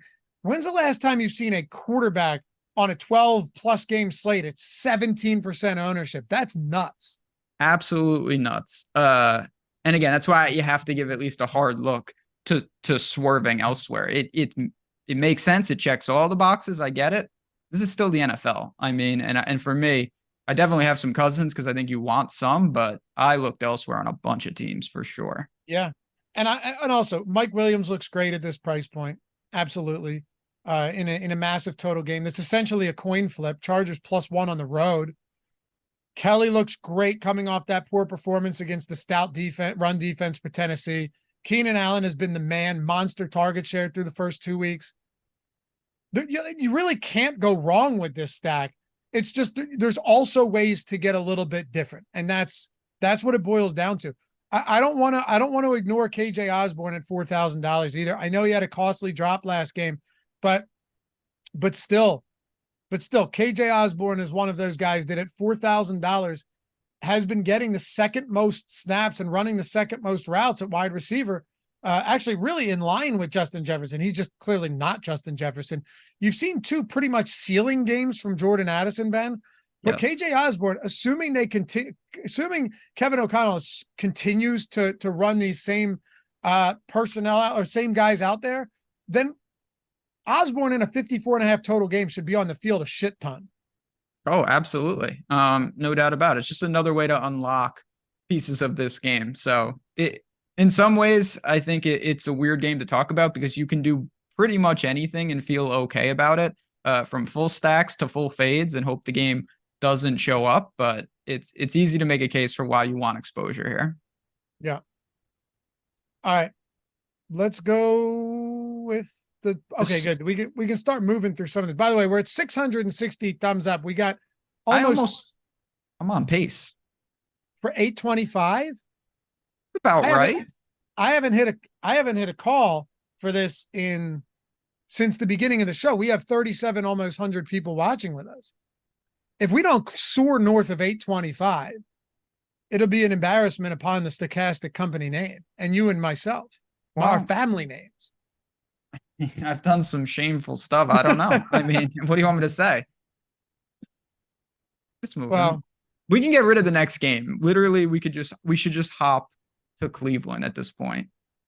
I think we clear 900 easy. I'm just throwing it out there. Easy. Atone for your sins, my friend. Show some love around here. If you want to help support us, it's the easiest and freest way to do so, and we appreciate it. It doesn't go unnoticed. I promise you that. Patriots and the New York Jets. Yeah, I'm straight on New York. I'm good. There were some Breece Hall questions, but to play Breece Hall today, what are you giving up at that position with 12 other games? Yeah, no, I have one play from this entire game, and it's the Jets defense. Yeah. Okay. What about Patriots defense? Yeah, I think you could make a case for them. I'm hoping that in a competitive game like this, Zach Wilson won't be forced to try to make plays, and that will really limit maybe some of the turnover equity. So for that reason, not as high, but that would be the second play in this game. I respect the Jets defense a lot. Don't want any Patriots, and I don't respect maybe the Jets offense. I love Garrett Wilson, but I just don't want to mess around with that. Yeah, I actually like what we've seen out of Mac Jones, and I think there's going to be some solid games down the pike, and I may be willing to take some shots. This is not going to be that game. The total is 35 points, Ben. I'm good. 35. It's obviously weather has dropped this too, but 35-point total. 35. Yeah, I mean, that says it all. I honestly think we can just move on. We can. I just don't like to completely write off games entirely without giving the purpose of it. But I'm 100% with you. 100% with you. 16.5-point implied total for the Jets, 19 for the Patriots. Enough said. Tennessee and Cleveland, though, DeAndre Hopkins is expected to play, but this guy basically just doesn't practice anymore, apparently. He just doesn't practice. That's the DeAndre Hopkins thing, I guess, now. And then Nick Chubb's on the IR. They bring in Kareem Hunt. But we saw Jerome Ford last game look really good in Nick Chubb's absence. They have a good run-blocking offensive line. But this is also just one of those games. Deshaun Watson has looked very, very bad. Okay, he's looked really bad. You and I discussed it on Tuesday. There's some real issues there. He has given as many points to the opposition through turnovers as he has created through touchdown passes. That's not good. And maybe he can figure it out this week. The clear argument, and before you get to it first, or before chat tells me that this is a pass funnel defense, the argument is obviously that it's a pass funnel defense. But if you don't establish a good ground game against a really good Tennessee run defense that is knocked two chalk running backs straight out of the game in terms of production, Deshaun Watson's going to need to do a lot in this game if they intend on winning. And I'm just not convinced that he's going to be able to do it. So where are you at? Are you buying into the pass funnel nature of this matchup? Or are you not buying into Deshaun Watson to be able to sling it? Well, both. Deshaun Watson, does not look good. First of all, his rushing upside seems very limited at this point because he doesn't seem to be able to get away from defenders. I know Pittsburgh is a tough defense and on the road and whatnot, but man, I was shocked at what I saw there. Having said that, it is a pass funnel defense. I think is a very, I don't expect this to be a popular stack by any stretch. I'm looking at the top stack tool right now, talking about like 3%. Not a high probability of success either. So for that reason, I think you could take a couple tournament stabs on it. And I do have like a Watson, Cooper, and Njoku team, but it doesn't feel good. And with a sub 40 total, you're going to need to run pretty hot there because Deshaun Watson might not have it anymore. And that really caps his upside. For sure. Einsteinium said on Neil's show, they mentioned that Watson might be running a bit unlucky. Yeah, I guess it's possible, right? I guess it's possible, but he has the second lowest adjusted completion percentage in the league, ahead of only Jordan Love. He's holding on to the ball and in very, very long, average time to throw is one of the longest in the league as well. So yeah. And we saw some real misfires last game. I think Elijah Moore could have caught a couple of those on the sidelines, got the foot down, but you watched the game the same as I did. I didn't see a quarterback that looked good. That's all I can say. No, he didn't look good at all. There's no doubt about that. I still think though, as an aggressive stack, I think it's fine, but I don't have a lot of this game. I can promise you that. I get it. 862 likes, by the way, Ben. Okay. We picked it up because of the Jets game. Yeah. Hey, these guys know how to be expedient. Appreciate you guys. Thousands in play, by the way. 134 now, 136 to get to 1,000. Ooh, let's go. 4 games left. Okay. Yeah, we can do it. Anything else on this game? I think you could always argue that Derrick Henry is fine. I don't expect him to be very popular. Not a spot where I'm feeling very good about DeAndre Hopkins. I'm also just not totally convinced that he's healthy right now. I think he's playing. I don't know how healthy he's going to be. He's probably not cheap enough. The guy hasn't been practicing. We saw last week it was more Treylon Burks than DeAndre Hopkins, which surprised me after week 1 when Hopkins was peppered with targets. Chig's getting like 7% fine. I think there's some other cheap tight ends that look perfectly reasonable. I tend to agree. Yeah, I mean, listen, Derrick Henry is a phenomenal player. Anytime you got a guy like that who's not going to be on most people's minds, there's always some merit to it. But I also respect Cleveland's defense. And as much as they have some issues, they're still a 3-point favorite at home. So for me, there are better games amongst the 12. And for that reason, it's towards the bottom of my list. I like Tennessee to win. I didn't bet this game, but if I did, I would bet Cleveland. Yeah, I figured. You always bet Cleveland. Yeah, so that doesn't say much. I totally get it. It's just one of those things where until Watson has to prove me wrong before, I start buying in. New Orleans and Green Bay. All right. How about this one? We still have like 15 minutes until we get the inactive reports. Make sure that you guys are sticking around for that too. If you got nothing going on throughout the day, or even you do a little bit later, but you still want to make sure to get the news in. Live Before Lock coming up next. Did the cast of characters change for that once again, Jordan? Is it Neil now with Spags? Okay, so it's Neil, but that wasn't my fault. This was a new development, correct? Not my fault. Let's go with new development. It's Neil Orfield and Chris Spags taking you up to 1. They'll be on shortly. They'll have all of the injury news once we get this inactive report. But hey, Jamal Williams is on the IR. We already know that. We can break down this backfield, but it is one that I can't with any confidence say that I know what's going to happen. I don't think anybody does. It's already a team that does some weird stuff at the goal line, assuming they get there often. You have Taysom Hill who can vulture. Kendra Miller making his NFL debut today after being out sidelined for a while, not just in the regular season, but throughout the summer. And then you have Tony Jones Jr., who was basically the lone man standing last week. So I don't know, dude. And then Aaron Jones and Christian Watson questionable on the other side. That's the part I was speaking to, that we still have to get confirmation that they're in or out. Yeah, this is an interesting game, and certainly we're gonna have to play the if game a little bit because we could use some more information. Competitive game, Green Bay back at home. Gotta respect New Orleans defense, no doubt about it. I just don't know what to do with their offense. I certainly haven't been impressed with Carr per se. Olave is great. Running back's kind of a mess. It's not a team that I've got a lot to say. And then you always have Taysom Hill issue just kind of like looming. Maybe Shaheed is a pay down, but you're kind of drawing to that 40-yard reception that he's been getting to bail you out.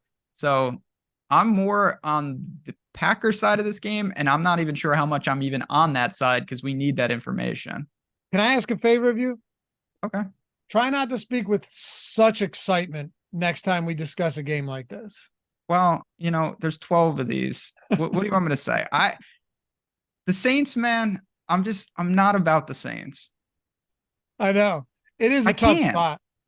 Rashid Shaheed also being involved makes things even worse, right? Because that's what I mean. And Michael Thomas actually looking healthy. That grab he had, not in the end zone, but it was close to the end zone where he stayed in bounds by landing on his ass. You know what I'm talking about? That sideline throw from last week against Carolina. Beautiful. Yeah.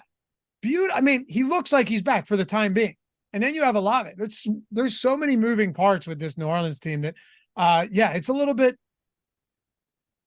Are any of them getting any ownership either? Let me pull up what we had. I was just looking at this and I didn't see anything too drastic. I will say this much. If you're playing in the Millie or just massive large field tournaments like the play action or whatever, you get 20 lineups there. I actually don't hate the idea of getting a couple shares of Kendre Miller in the event that he just out of the gate gets work, because we know that Tony Jones Jr. isn't actually good. So that is the one spot to me that I look at. I go, that's kind of interesting. I actually prefer that over going to these, 5, 6, 7, 8% owned pass catchers today. That's fair. I mean, you're talking about a 1%er in a YOLO situation. And I'm a fan of his game. I don't know if he'll have the opportunities just because of so many other things. And I kind of lean Green Bay in the game more on the betting side. So as much as I can't hide my excitement for this just absolutely phenomenal game, I don't really have anything else to say. I'm sorry. All right. If Jones is out, I don't want to touch the backfield. It's a good defense. Just to come full circle here, I don't want to touch the backfield with AJ Dillon. Right? He stinks. It's unfortunate. Here comes. You want to talk excitement? You and AJ Dillon. You guys gotta get. He stinks. You are not a fan. I know. Man, I drafted Aaron Jones super late in all of the startup and rookie drafts for Dynasty back when him and Jamal Williams were drafted the same year, and Aaron Jones went later, and you were in the actual draft, and you were just getting him super late in rookie drafts and startup leagues. And I always thought he was good, but the more he plays, the more I realize how good Aaron Jones actually is. And just compared to stacking up against AJ Dillon, they are in different universes as far as talent goes. That's all I'm saying. AJ Dillon, I wanted him to be good. He stinks. Anyway, if Christian Watson's out, do you go to anybody else for the Packers? And then we move on. So I think it's more salary specific. Like if I need a cheap wide receiver and I can get Jaden Reed, I think that he stands out. Not really, but he's in the conversation. We talked about some of the other pay down options from Miami or Houston. And I looked at Reed. Musgrove has been a popular name the first couple weeks. Probably will still be in the conversation. I do think there are other tight ends that I prefer. And so I actually have some Green Bay defense in this game. That's probably the spot I have the most exposure to in the entire game. Okay. Adam Baumother asked, do we really know if Tony Jones is bad? He's barely played. Well, the Saints clearly don't think he's good because they have Kamara. They brought in Jamal Williams. They drafted Kendre Miller. I mean, this was a break in case of emergency situation last week. That's all. Yeah. So my assumption, Ben, is he's not particularly good. No. All right. Carolina and Seattle, 4.5 point spread here. This was 6.5 earlier in the week, huh? Yeah. I mean, I guess it's the Andy Dalton effect. Yeah. The one thing that stood out to me throughout the week was the projected ownership on a guy like Miles Sanders. He's at 13%, so it's come down earlier. We had him at like 20 or something, 13%. I don't know, man. I guess that's reasonable. He's inexpensive. He's getting some pass catching work, but he's not a great pass catcher. They're better off throwing him on wheel routes. He's better there. And then Chuba Hubbard got all the 2-minute drill work late in that game. I don't love that. I don't love Carolina today, although this Seattle defense has been objectively bad, particularly through the air. They've coughed up a ton of yards and 30+ points in back-to-back games to start the year. What are you doing? Yeah, it is kind of, it's early season NFL, so we have to kind of balance. Does the defense, are they just awful? Or was it situational? Was it Detroit last week? I think it's probably a little bit of both. I don't have a ton of interest in Carolina just because they definitely have issues and they are on the road. You talked about Sanders, and I will say 11 targets through 2 games is encouraging. Does help to bolster the floor. He has not scored yet. And if you're going to talk about 15, 17, 20 total touches at that price tag, I think you can make a case even with Hubbard behind him, garnering some of that work if they really fall behind. But I'm not getting to Dalton, not really getting to the pass catchers. I don't know what else you really say about Carolina here. How much Sanders are you getting to? I plan to be around, you mentioned that his ownership has come down a little bit. I'll probably get slightly over the field because of that. So nothing crazy, but he's definitely one of the running backs in the pool this week. Yeah, and he should be in the pool. I just don't love him. Yeah. Capybara said 10 dump-offs. Wait, Capybara? That's like a little rodent creature, right? Well, it's actually the biggest rodent species in the world. Oh, wow. And the favorite snack of anacondas. But that's not that. what it does. The reason I question it is because it's Kappa. Is that how you pronounce? Is that how you spell it? Kappa and then PPY, Barra? No. It can't be. No. No. You can fact check me. I could be wrong. Pretty sure it's the largest rodent species in the world. I thought I was bringing knowledge just by saying it was a rodent. Then you hit me with its eating habits in the Amazon. I'm not on that level. I don't know about that stuff. You guys could tell me. You can look up largest rodent in the world. I think that's what it is. Honey Badger said it's a marsupial. I wish we had more time. I know for anacondas eat them. What the marsupials and rodents are 2 different. Yeah, look at that guy. It looks like a Hyrax. Are they different things? I don't know.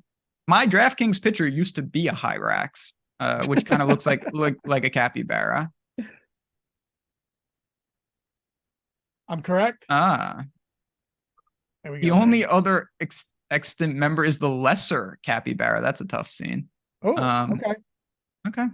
Anyway, with Miles Sanders, I get it. I just don't have confidence in this football team right now to move the ball confidently. Also, I don't think that Bryce Young to Dalton, probably a lateral move, maybe slightly positive given this stage of Bryce Young's career. But if I come in onto the field on Sanders, I'm not going to be super upset about it. I'll tell you that much. No, I do want to say, Chat just pointed out, what about Mingo? He's another one in that 3 to 4K price tag that if he's got 13 targets in 2 games, he's that pay down option I think you would look to. You don't feel confident, but he's on the field a good amount. I think that's fine. I personally think Adam Thielen is a pretty decent play. Dalton's the type of guy. Well, Dalton's the type of guy that over the years has always locked on to a player, right? It would make sense to me for him to lock on in a game like this to a veteran receiver. You know what I mean? That seems to make sense to me. And we saw Bryce Young's favorite target was clearly Adam Thielen last week. Thielen didn't look bad, got targets in the red zone. Seattle has coughed up 318 plus passing yards in back-to-back games. If I'm going to the passing game, for me, it would actually be Adam Thielen in this game. Okay. I have no problem with that. You mentioned he looked good. He was working underneath, getting a lot of production, and they could play from behind. They probably, even though the spread's dropping, they are in fact the underdog here. Yeah. Yeah. What do you want to do with the Seattle Seahawks? So yeah, on the other side, I'm not really getting to Geno, but we'll have to see. We'll make sure, see what's up with Metcalf. He's sporting a Q tag. Looks like he's going to be good to go. That would kind of be a shock if he doesn't. You've got him and Lockett. You can always play that game. And then you've got Walker in that backfield. His price, again, come up a little bit. But when you're talking about a guy, 17 carries last week, couple targets, I think he's fine. So I'll be honest, Seattle's not a team that stood out to me. I plan to just not let them define the slate. I'll have a little of their main guys, not getting fancy with any stacks. Okay, fair enough. How much of the Arizona Cardinals would you like to get to today? Yes, the Arizona. I will say, for an absolutely gross team, Ertz and Hollywood, I think they're actually playable. Yeah. Why not? Well, talk to me then. There's nothing else to say. They're gonna be down 1,000,000 points. These price points are cheap. I told you this, and you knew this. I went to the Giants stack last week, and I actually ran back my Daniel Jones stacks with Hollywood Brown, and he was fine. He had 10 targets in that game. Another just disgraceful meltdown with that situation. But still, if he's going to see that type of volume, I'm fine with it. And I know that Zach Ertz is getting a lot of buzz. 18 targets in 2 games. It's an easy justification. You're not going to be alone if you play him. But those two are definitely playable on a bad Arizona team. Okay. And Diggs is gone. That. Like, yeah, I think there's ways that you do that. Of course, for Dallas, you've got Pollard, great spend. CD Lamb. By the way, Ben leads the league in red zone carries, inside the 10, obviously, and inside the 20, 10, and inside the 5, but not just by a little bit, by massive margin. And there's 13-point favorites today. I can't imagine Pollard doesn't get a boatload of work here. Yeah, I mean, I haven't even looked at like anytime touchdown odds, but I think he might be like one of the highest and should be on the slate. Like if there's one guy you said who's going to score today, I would probably pick Pollard. I agree. Yeah, because I'm picking a running back for sure. Yeah. I love Pollard. Do you love the passing game though? My only concern here is that this game gets weird and they don't need to throw the ball a ton. But if you wanted to make the argument that the Dak Prescott, CD Lamb spots with maybe Gallup or something like that, or is Cooks good, right? Brandon Cooks is good. You want to make an argument for any of that? Ferguson, I'm not going to talk you off of anything there. No, absolutely not. And I thought Dak, easy, simple plays against a Jets defense that is strong, really performed. So it's just another direction to go. I think it's probably more of the secondary way I'd look at this. Pollard is by far my preferred option. Okay. All right. Christian Watson's inactive. Thank you, Jordan. Let me know if we get that Aaron Jones before we go. Yeah, he's out. Both of them are out. Okay. So you're going back to AJ Dillon or, maybe some Reed here. It's a tough matchup, but they're going to have to throw to somebody. So wouldn't fault you for any of those decisions at all. All right. Ready to hit this last game? This is a big one, Chicago and Kansas City. Let's do it. All right. 2 things. First of all, we're hitting 1,000. And shout out to Ben for being the consummate pessimist, as always. Not pessimist. I just go with where the line is. Shout out to our viewers. That's very, very impressive. It's much appreciated. We love you. I mean it too. Also, last thing, and then we'll hit this game and then make sure to stick around for Live Before Lock. We've got the lineup generator promo going, Ben, for $9.99 for the week. I can't stress it enough. When you're doing these promos, you have to take advantage. You should with football. Take advantage of them on days where you're going to be able to get all of the games. Like with basketball or baseball, you could do it any day of the week. It doesn't matter. There's basketball and baseball all the time. With football, you do it now. You get in for $9.99 for the first week. You're getting this slate. You're getting our showdown lineup generator. So all of the showdown slates, you got the doubleheader on Monday plus the big showdowns, Thursday night football, Sunday night football, all of that here, $9.99. You go in, you can decide, okay, what do I want to do? DraftKings main, showdown, want to do FanDuel, showdown, whatever, main, all of that. Then you go, do I want contrarian lineups, depending on what type of contest you're playing, right? Chalky lineups. Do I want balanced lineups? Or just give me all lineups. Then you can set your stack type for main slates. If you're playing showdown, you can actually set the score type. Like if you think it's going to be a total blowout, you can project it that way. Or you think a dog is going to keep things closer than they should, you can project it that way. And then you're going to get lineups built for you like that.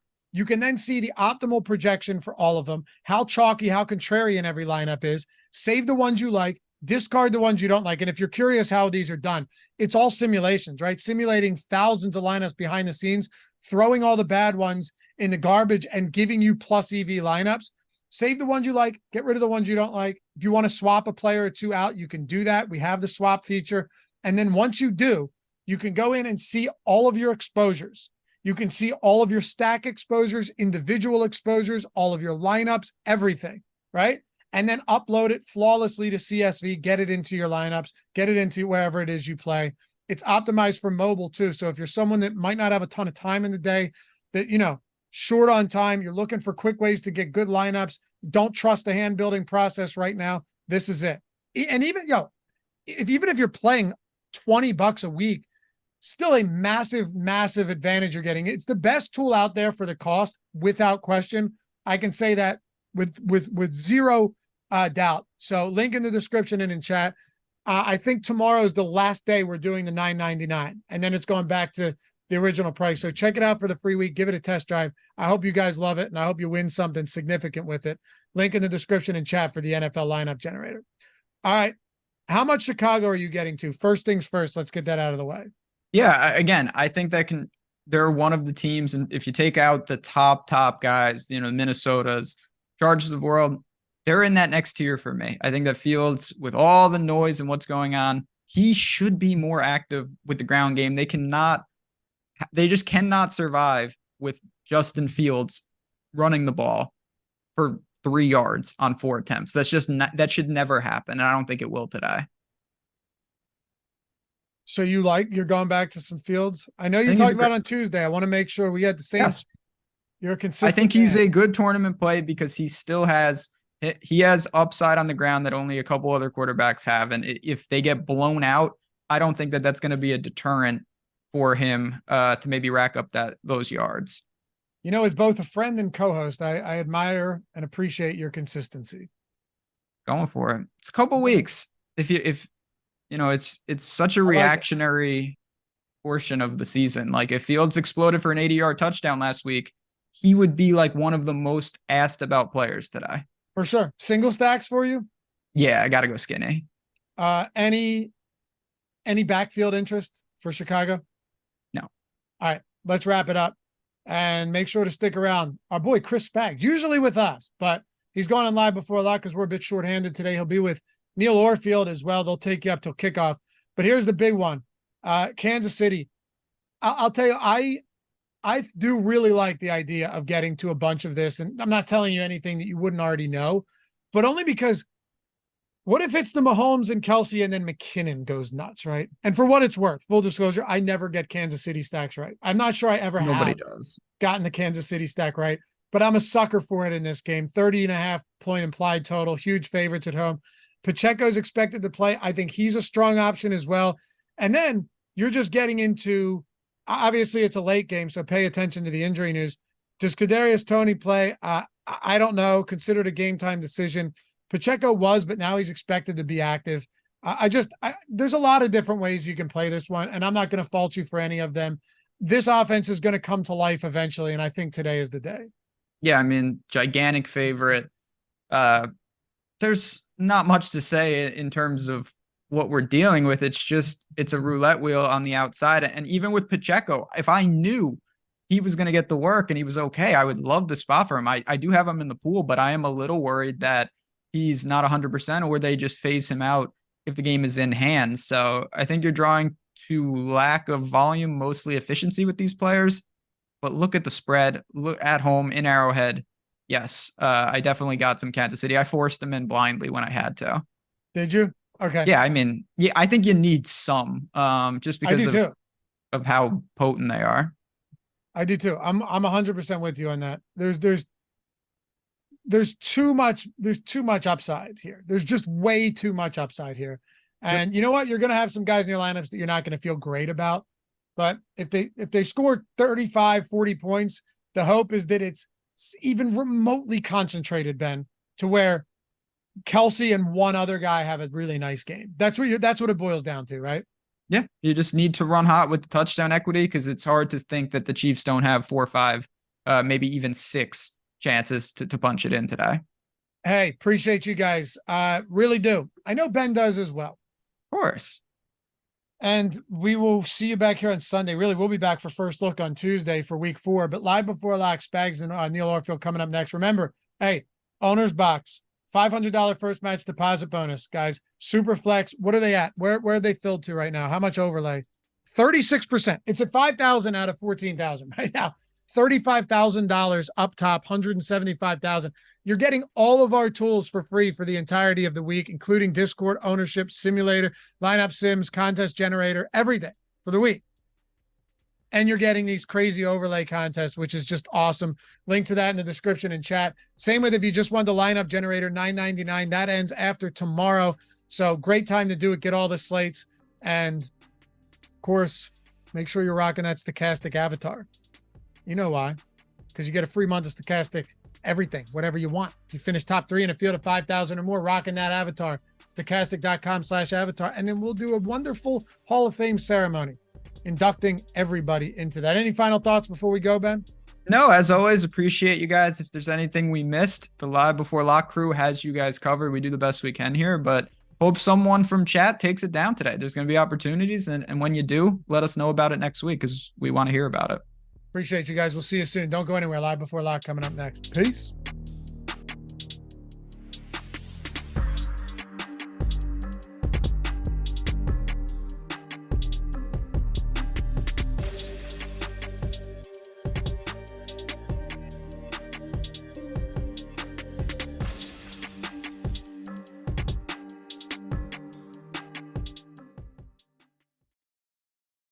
That guy who can ruin your even run at a casino is betting with you.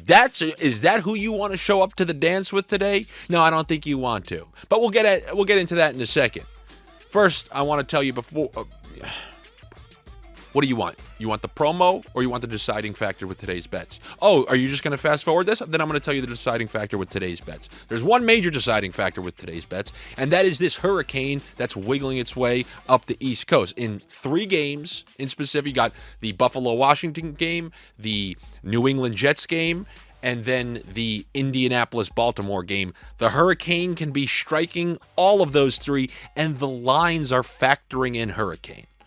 Those are hurricane factored lines, which means if you take a few of those, let's say receiving overs, which I'll get into later in this video, but you have to decide if you want to take that gamble. My guess is if you're watching a sports betting video, you like to gamble, but some of those lines are set intentionally low because the weathermen, the NFL weathermen, are predicting hurricane weather and those factors. But as my 9th grade earth science teacher told me, you can put 4 different precipitations in a hat. You have just as good of a chance of being correct as the weatherman. And if this hurricane takes a hard right, which we've seen many do, if you grew up on the East Coast, you know, they always say, oh, board the windows, and then right before New Jersey, it takes that hard right and misses everything. And then you think it will never happen until Sandy hits and the whole subway system is destroyed, and you have to wait for L trains for 2 hours on a Wednesday. But regardless, if that thing does turn, you're going to be getting an unbelievable deal on some of those players. Not as good as the deal BetMGM is offering you, where you bet $10 if you're a new user, and they're going to give you $200 in free bet credits to use on whatever you want. If you use those on Thursday, you're laughing right now, just waiting for these next bets to come. Great promotion. Take advantage of it. Bet 10. You get 200. And I don't want to hear that thing, oh, but I use this sportsbook. You should be using all sportsbook, but I don't want to actually take all the time. Then you don't deserve to win. Oh, how dare you have to.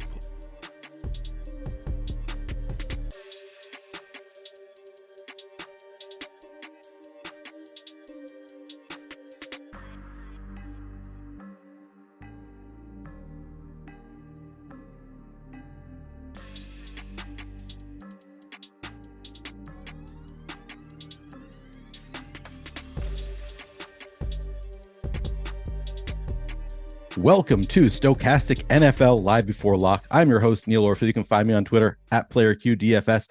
I'm here with my old friend, Chris Spags. I called him my old friend like he's EMAC. He's not EMAC, but he is an old friend of mine, Chris Spags. You can find him on Twitter at Chris Spags. This show is produced by Jordan Klein.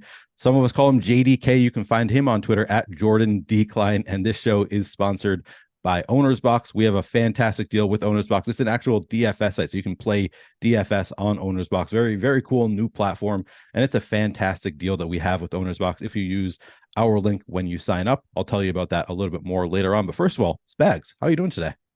I'm good. I'm excited. The slate I think is an interesting one where if you listen to content around the industry this week, including on Stochastic, of course, a lot of people debating the Minnesota Chargers game, how you handle that one. It seems like the consensus is to lean in on it and find other ways to get unique because of Neil, of course, his Vikings, a team that very good, very prolific offensively, while also defensively offering up absolutely nothing on defense. So going to be a tough one perhaps on that front. But Neil, I'm excited to be here with you today. Of course, the Showdown Shaman, you get to spread your legs, spread your wings.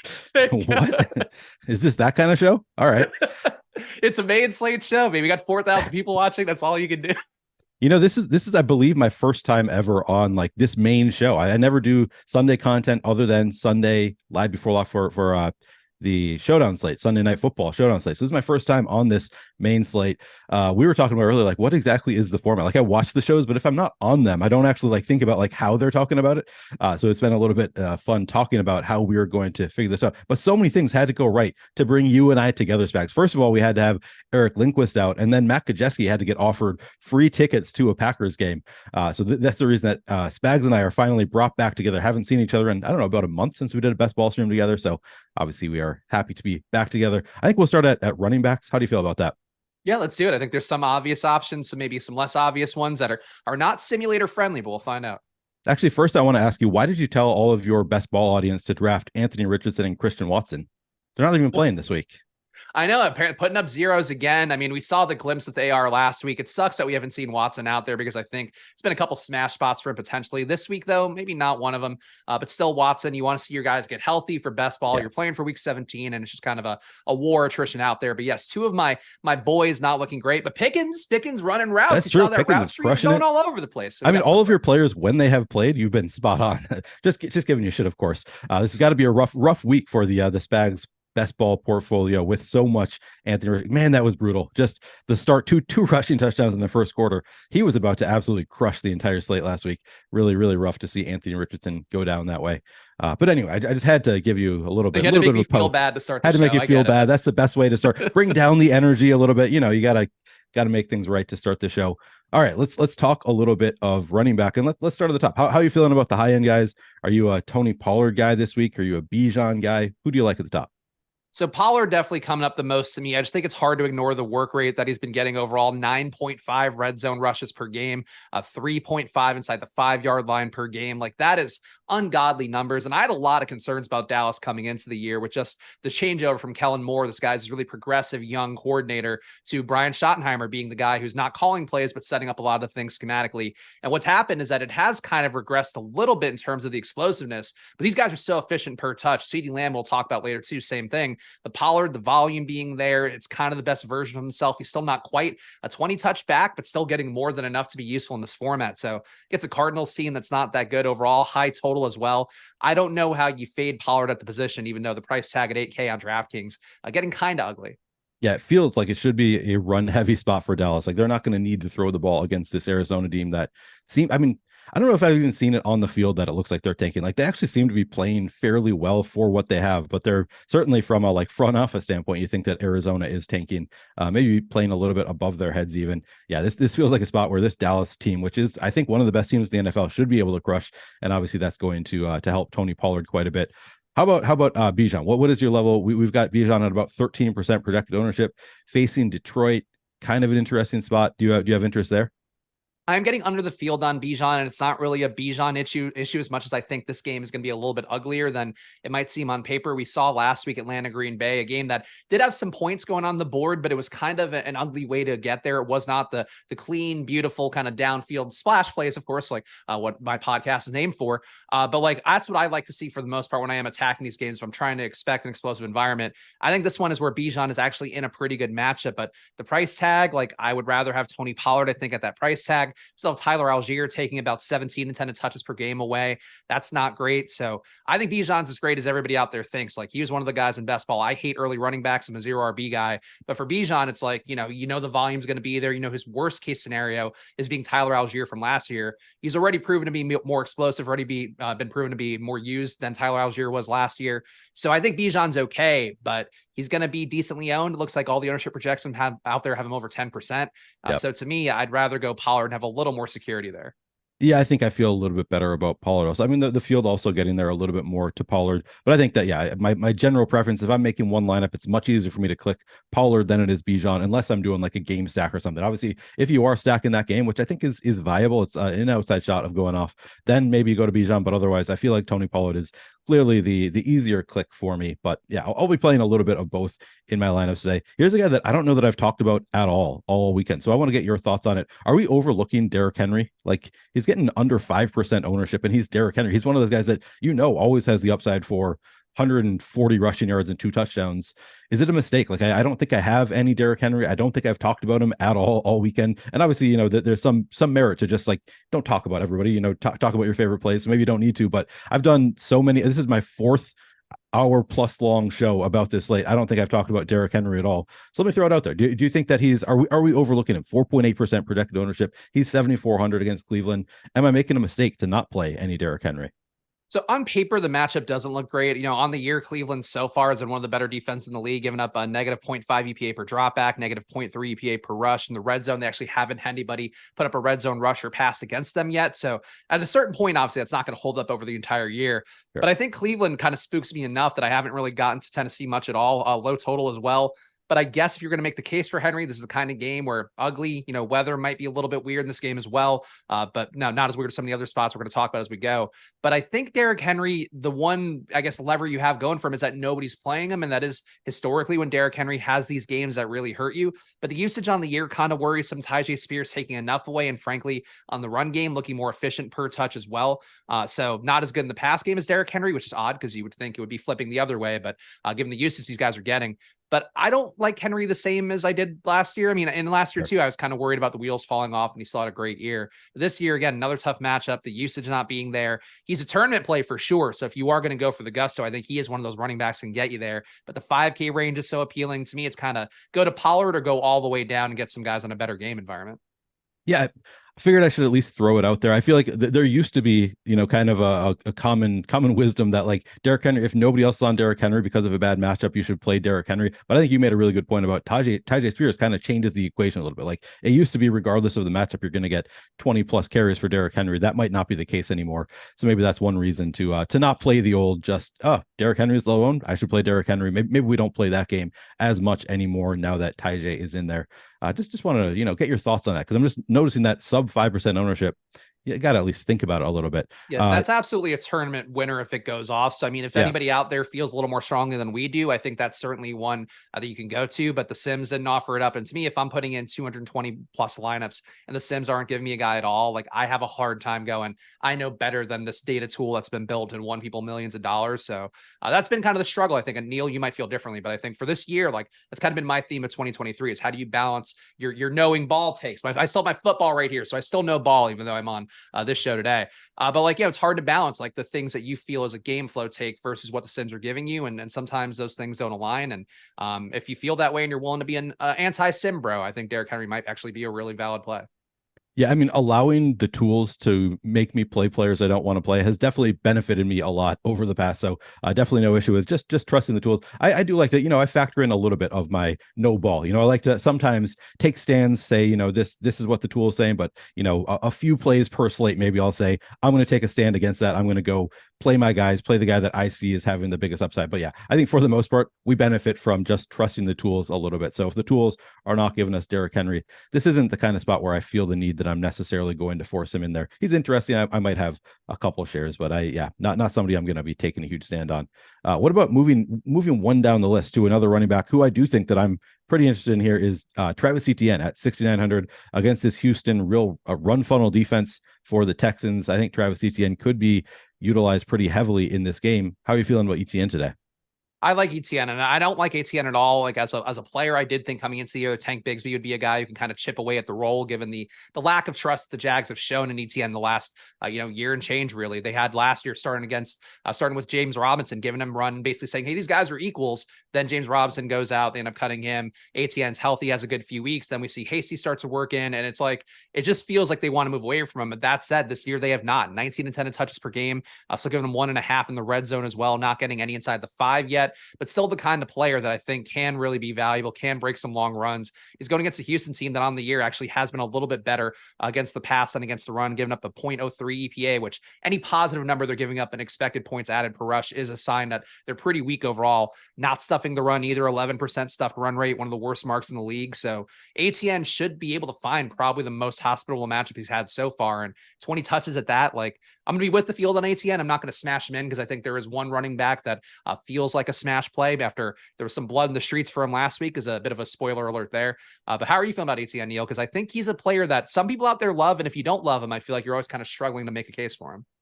Yeah, no, I think ETN, he's an explosive enough player, should be getting the volume, great matchup. So ultimately, I think I'm going to be playing some ETN. I don't think I'm going to be far off from the field, to be honest. The field, we've got him about 19% currently, at least my last update. So I think that's probably a fair amount. Like, I don't see myself getting up to 30-40% of ETN. I also don't think I'm going to be in the single digits. So my guess is I'll end up fairly close to the field on ETN. I think that he is a great play. If it was like 5,600, he'd be an absolute smash, but this is, pretty high price tag relative to what we've seen in the past from ETN. I guess so far this year, he's had the same price every year. He's been 6,900 both weeks so far. He put up 21 fantasy points against Indy. That's fine for 6,900, not like breaking the slate or anything, but definitely enough. But yeah, I'm only seeing one pass slate in his entire career where he's been higher than 6,900. He was 7,100 in week 10 of last year against Kansas City. So the price tag feels a little bit high for where ETN normally is, but I think for the matchup, it's totally reasonable. I'm still going to get there. So not far from the field, but I feel like around 18, 19, 20% feels about right for ETN. I'm at 15, so I'm right there. Yeah, that seems totally fine to me. All right, here's a guy that I'm interested in, and I will open it up to you as well. If I'm skipping over anybody that you want to talk about on the high end, we can talk about him.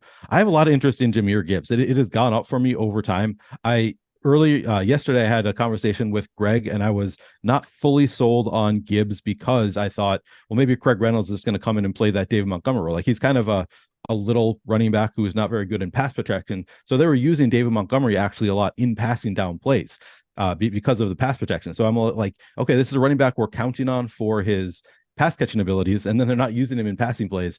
So it was kind of felt like the upside is limited. But all of the news today coming out is, yeah, they're planning on using him a lot. Like they're planning on giving Jahmyr Gibbs a lot of usage. I had a conversation yesterday with Scott Barrett where he said one of the Lions' main beat writers said that they're trying to get him like 15 carries tomorrow on top of all of his targets, and he's pretty heavily targeted. So I've been more and more interested in Jahmyr Gibbs over the weekend. We've still got him at 11.5% ownership right now. How do you feel about Jahmyr Gibbs this weekend?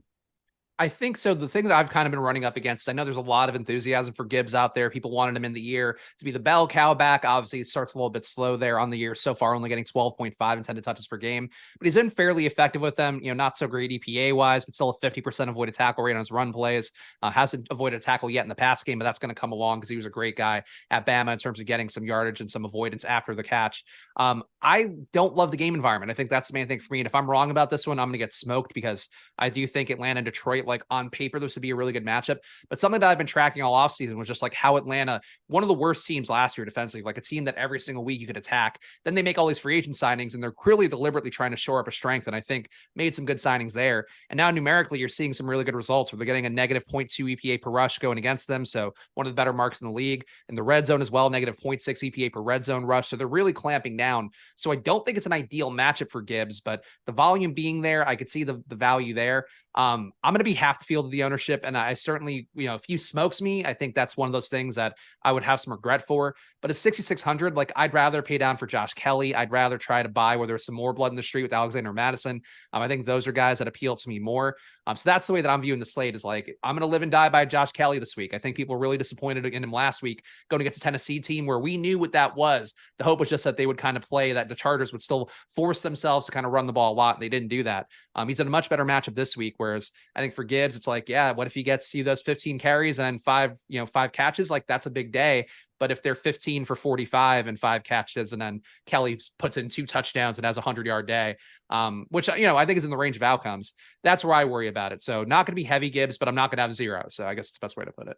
Okay. So you're not nearly as high on Jahmyr Gibbs as I am. That's right. And you mentioned a lot of other guys that I also really like. I love Madison, Kelly. So I understand definitely not getting there with Gibbs. I think I'm actually going to be overweight to the field, so taking a little bit of a different stand, but definitely understand your anti-Gibbs arguments or pro other player arguments. Really is what you're making. He's not a fun player to be on the other side of, like Derrick Henry too. I think, you made the case for him a little bit too. And then these are guys that I think if you really want to play contrarian, this has been sort of the tough balance where I know I've heard people talk about it with the Sims, where in week 1, the Commanders D, where it's like, oh man, the chalk D, don't play the chalk D. And the Sims tell you to play the chalk D, and you know what happens? The chalk D is perfectly functional as long as you're able to get different somewhere else. And I think that's how I'm feeling at running back today, where I could get a little bit cuter and try to not play Kelly, but I'm going to play 50% Kelly and just go and see if that works out and hope that the field is not also playing 50% Kelly. But we'll see. I think that's one of those questions where are people going to be afraid of him having that bad game last week? Or are they going to be smart enough to know like that was a really particular matchup where they moved away from the run? I don't know. And if they do like play Kelly at 50%, then I'm probably screwed and your Gibbs play probably looks a lot better. Yeah, that is a good point. Yeah, no, I'm with you on Kelly. I think Kelly is currently my highest exposed running back. We've got him at 19% ownership right now, which feels a little bit light. Let's talk a little bit more about the chalk options. So we already touched on 2 of our chalkiest options, actually 3 in Pollard, ETN, and Gibbs. Some of our other chalky options, we have Josh Kelly at 19% projected ownership. You just touched on him a little bit. We have Miles Sanders at 13%. We already talked about Bijan as well. So let's talk about Kelly and Miles Sanders.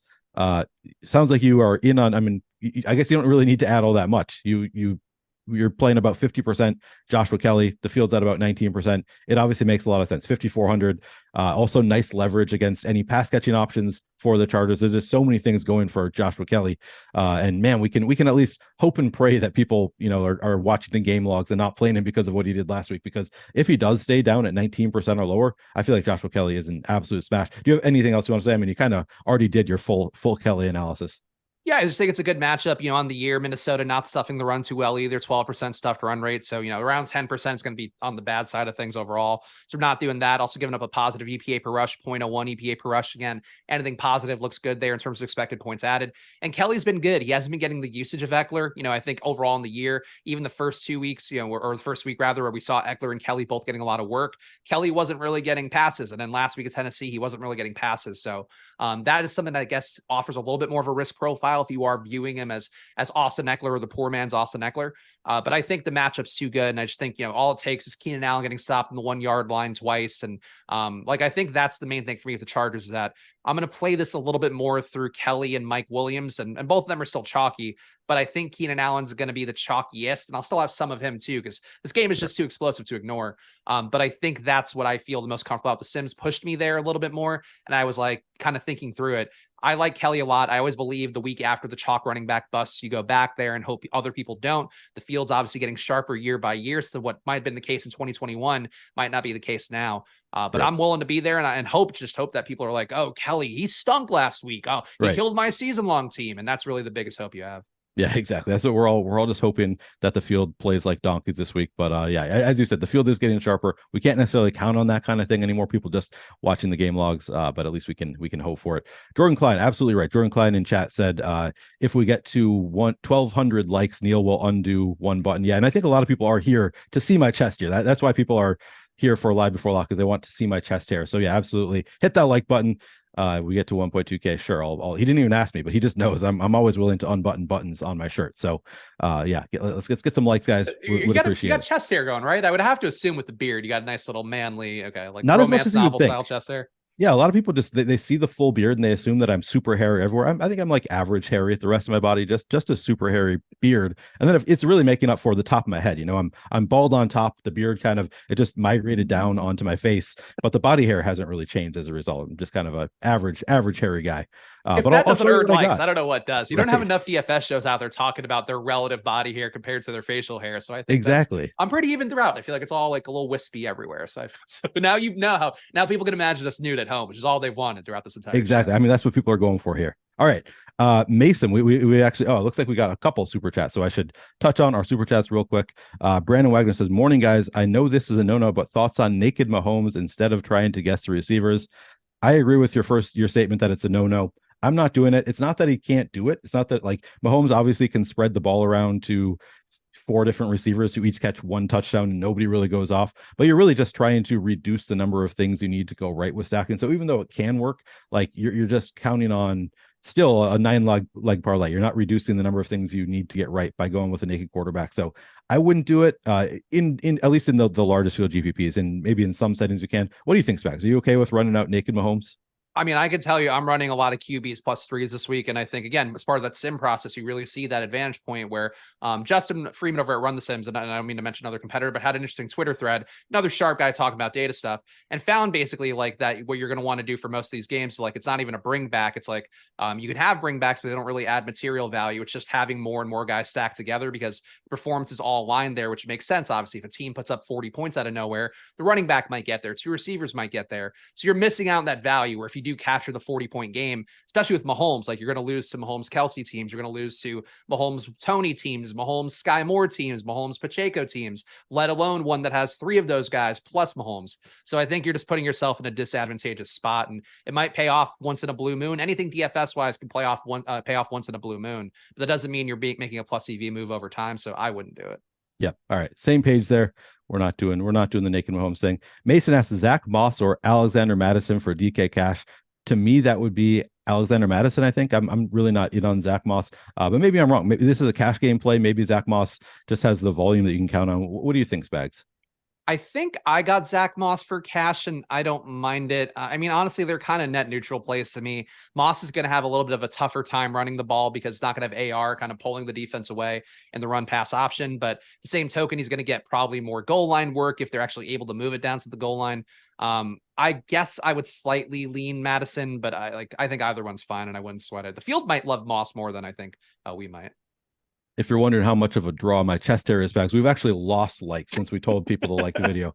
So I don't know what's going on. No, I don't know what the number is. It looks like we haven't changed the number at all. So we're still at about 1.1K likes. Please do hit the like button, guys. Whether you want to see my chest hair or not, I'll keep it, below the camera for the most part. For those of you, the issue is like you told them what the answer was. You had to tease it like, "Am I hairier you're right. than this? I might be hairy. Who knows? Find out if we get 1,200 likes, and then that's You're right. That was bad poormanship.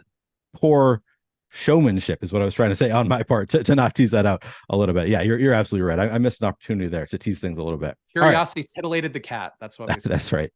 All right, let's get through these running backs. So we've gotten through most of the chalk guys. Haven't really talked about Miles Sanders much. Facing Seattle here, we've got Miles Sanders at about 13% ownership. He's 5,700 on DK. How much Miles Sanders are you getting? I'll be at 10%, which makes me feel better than earlier in the week when I ran the Sims and was like, 50% Miles Sanders. No, thank you. But I do think he's now one of those players where he projects well in every site. I think all the sites that I track projections from and integrate into my process have knocked him down throughout the course of the week. So take what you will out of that.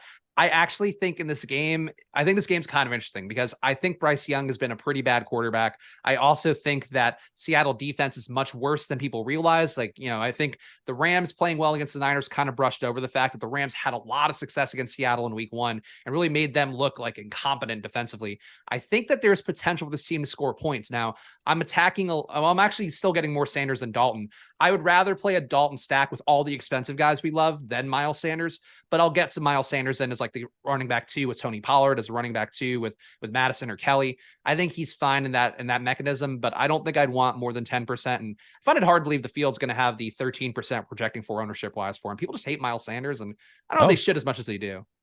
Yeah, no, I'm a Miles Sanders guy. I drafted him a good amount in best ball. There was just so much hype about him this offseason that I was just like, if this hype is real, then he's going to look really good. Like, obviously not the best offense. You'd rather have him be behind that Philadelphia O-line than this Carolina O-line. But, they're talking about him like he's going to be a bell cow. We're going to use him in the passing game. Everything they said all offseason was like very much hyping up Miles Sanders. So I bought in a little bit, not like a crazy amount. So yeah, I'm with you. I think that, Miles Sanders looks good this year in general. I think people, should maybe stop their Miles Sanders hate. And today in particular against Seattle, I think that it's an interesting play at the very least. I think I'm going to get too close to the field. I don't think I'm going like crazy with my Miles Sanders, but I think if the field is at 13%, I'm in on that. You can sign me up for 13%.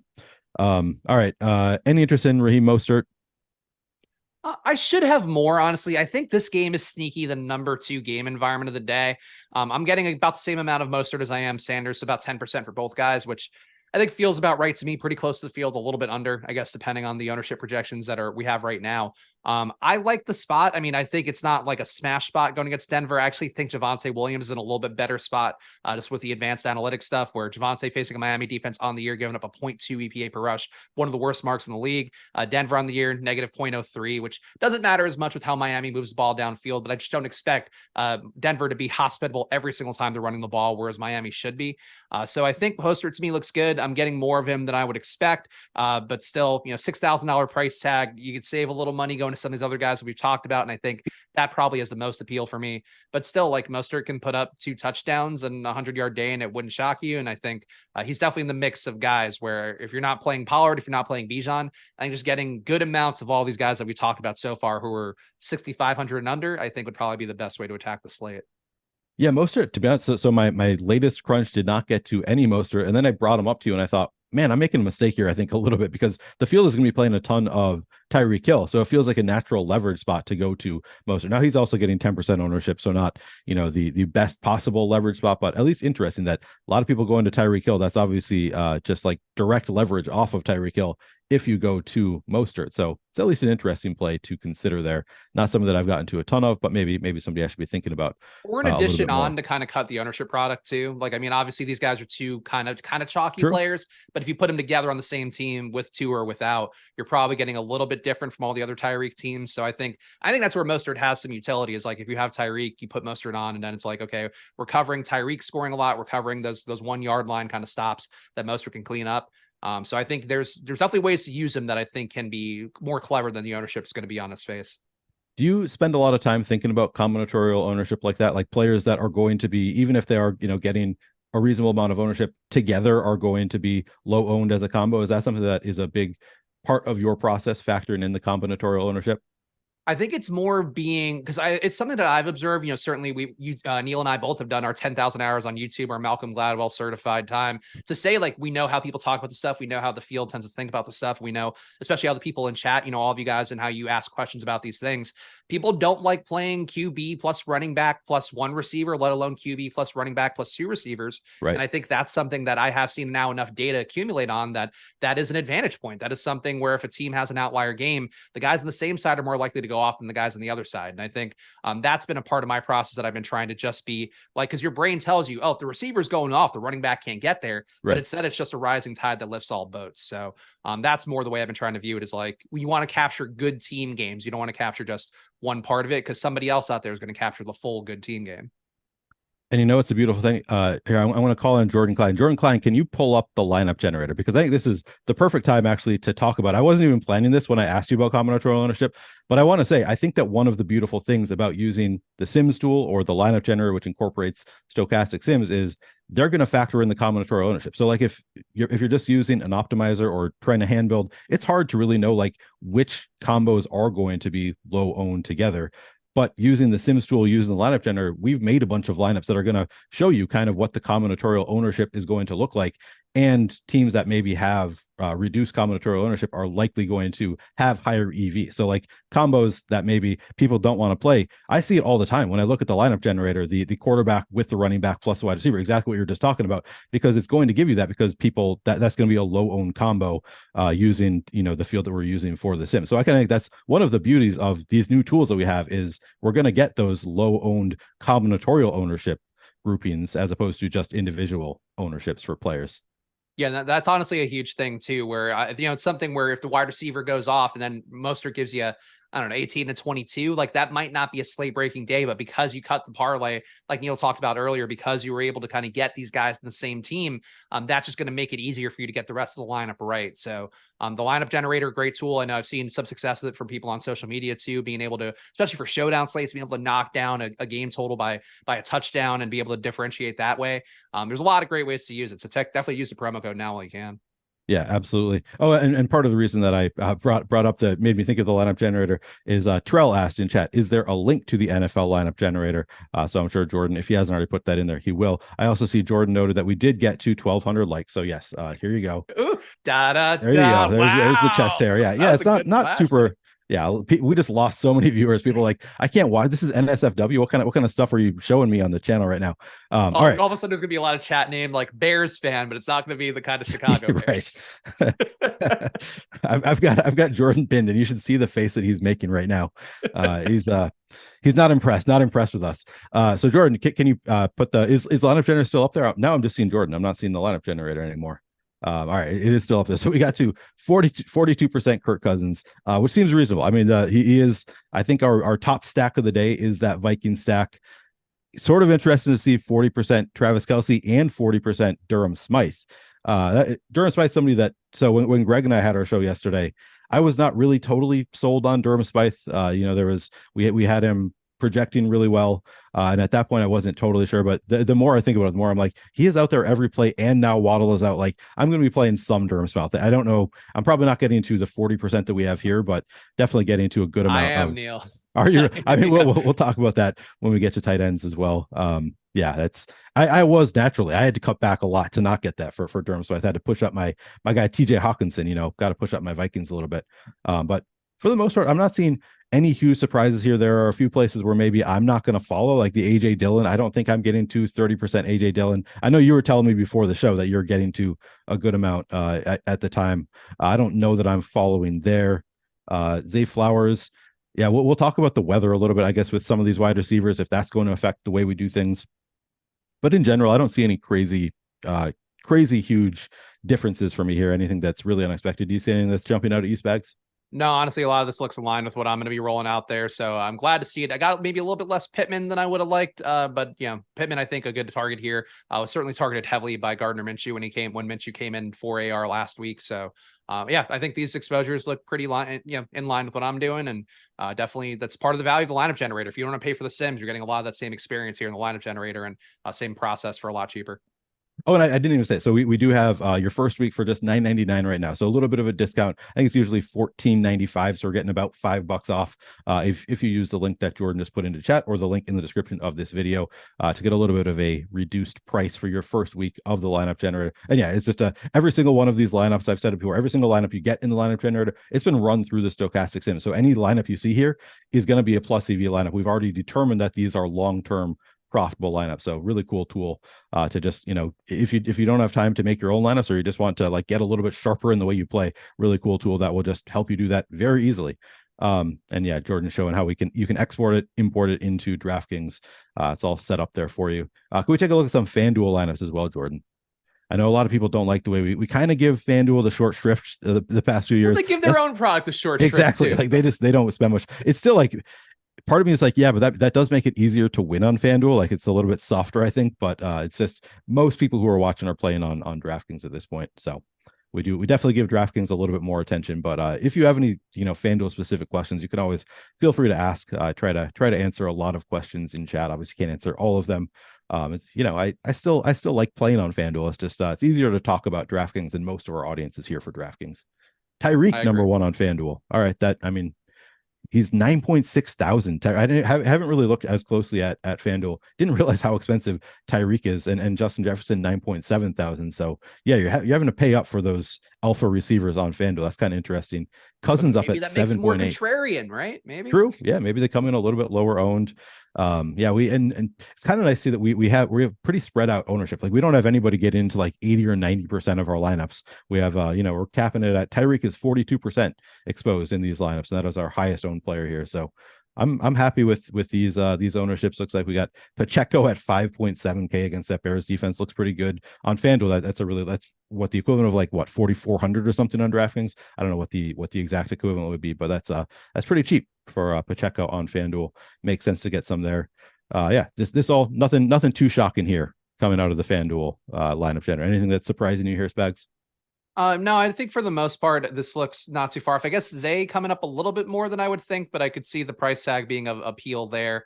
Pacheco being heavier here makes sense. Again, like Neil mentioned, just a little bit more of a value play there. But no, I think these are guys. I put in one FanDuel lineup today just because they gave me a voucher, and I was like, oh, am I not going to use a voucher? Right. So I did do that, and I got some of these guys in the mix. And I think I actually did a Tyreek Jefferson build because there's enough value on FanDuel to be able to make that happen and not feel too gross about it.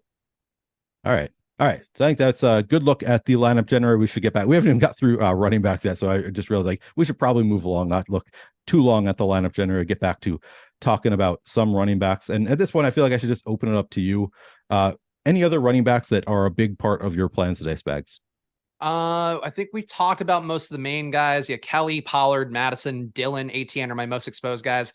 Dillon, I guess we kind of breezed over. Part of the value I think in him is it's a pretty good matchup on paper, going against a team this week that has not given up a lot or given up a good amount of production rather in the red zone. Let me make sure I just got my numbers right. Yes, New Orleans, I think one of the things that kind of stands out with them is that they had an okay showing on the doubleheader in terms of what they put on tape defensively, but on the year still giving up a 0.09 EPA per rush. So they're actually not that good against the run game. AJ Dillon is just going to get there through brute force for the most part. Not the most efficient runner, but has kind of improved as a pass catcher as well. Not Aaron Jones here, but I think at least a reasonable facsimile of that. So I think AJ Dillon in the spot looks pretty good, and I'm going to have about 20% of him, or a little bit less than that. He's probably my most owned of the guys that aren't Josh Kelly and aren't Tony Pollard. So I'm happy to be there, and I think that makes sense for how I like to approach things. Yeah, I mean, AJ Dillon, we've got positive leverage, 11% projected ownership, 17% chance to be an optimal. It's so tough for me to get there against this New Orleans. Like I think I'm ignoring the Packers more than I should because of the matchup with New Orleans. But as noted, like we have Aaron Jones out, we've got Christian Watson out, probably somewhat of a mistake. I'm going to be a little bit underweight to the field. I was getting so much AJ Dillon at first. I cut back his projection a little bit. I'm actually still, looks like I'm still like right in line, maybe slightly above where the field is getting to AJ Dillon, but not taking a huge stand there either way. Are you getting any Jerome Ford, by the way? Because he's one guy that I feel like the people probably are curious about. And I know, again, we talked about Tennessee before being this kind of buzzsaw defensive matchup for running backs, but a little bit cheaper is going to be Jerome Ford, the only running back who I think is viable under 5K, at least, who has a real workload. Fields got about 10% ownership on him. I'm getting less than half of that. But Neil, are you doing anything with Jerome Ford? Currently have 0 Jerome Ford. I don't think I'm going to do anything to force in any Jerome Ford. I definitely, it's a spot that scares me because he's 4,800 and he had at least one really explosive play last week. Maybe it was just that one that was actually like really explosive where he rushed for 69 yards, got caught on the goal line. But he clearly showed something there. They're going to be using him plenty. So it might be a mistake to not be jamming in Jerome Ford at 4,800. But the matchup scares me enough. And there are enough other spots that are like not that much more expensive that I'm kind of interested in, that I currently, as I said, I have 0 Jerome Ford. I don't think I'm going to force any in. If I did, it would be just like a little bit, but the matchup is just too scary for me. Could be a mistake. Do you think, am I making a mistake to just completely avoid Jerome Ford because of the matchup when clearly like he could have 20, 25 touches in this game? Yeah, I think the risk point is really more so that they could use him in the pass game and then he could really rack up some PPR points on DraftKings. So like on FanDuel, I don't think Jerome Ford makes the most sense because you're not getting that PPR upside. And also I think the price tag isn't quite as appealing. But on DraftKings, like he can maybe get, it's hard to say with Deshaun because Deshaun's playing so erratically back there. But if there aren't things open downfield, like he should theoretically use Jerome Ford as a check down. And Tennessee actually has been a pretty weak defending running back targets on the year, 0.3 EPA when running backs are getting targeted, which is one of the worst marks in the league. So kind of a different point to attack them than the actual run game. And if you have a smart offensive coordinator, you kind of treat those checkdowns to a running back like run plays instead of taking the less efficient run plays.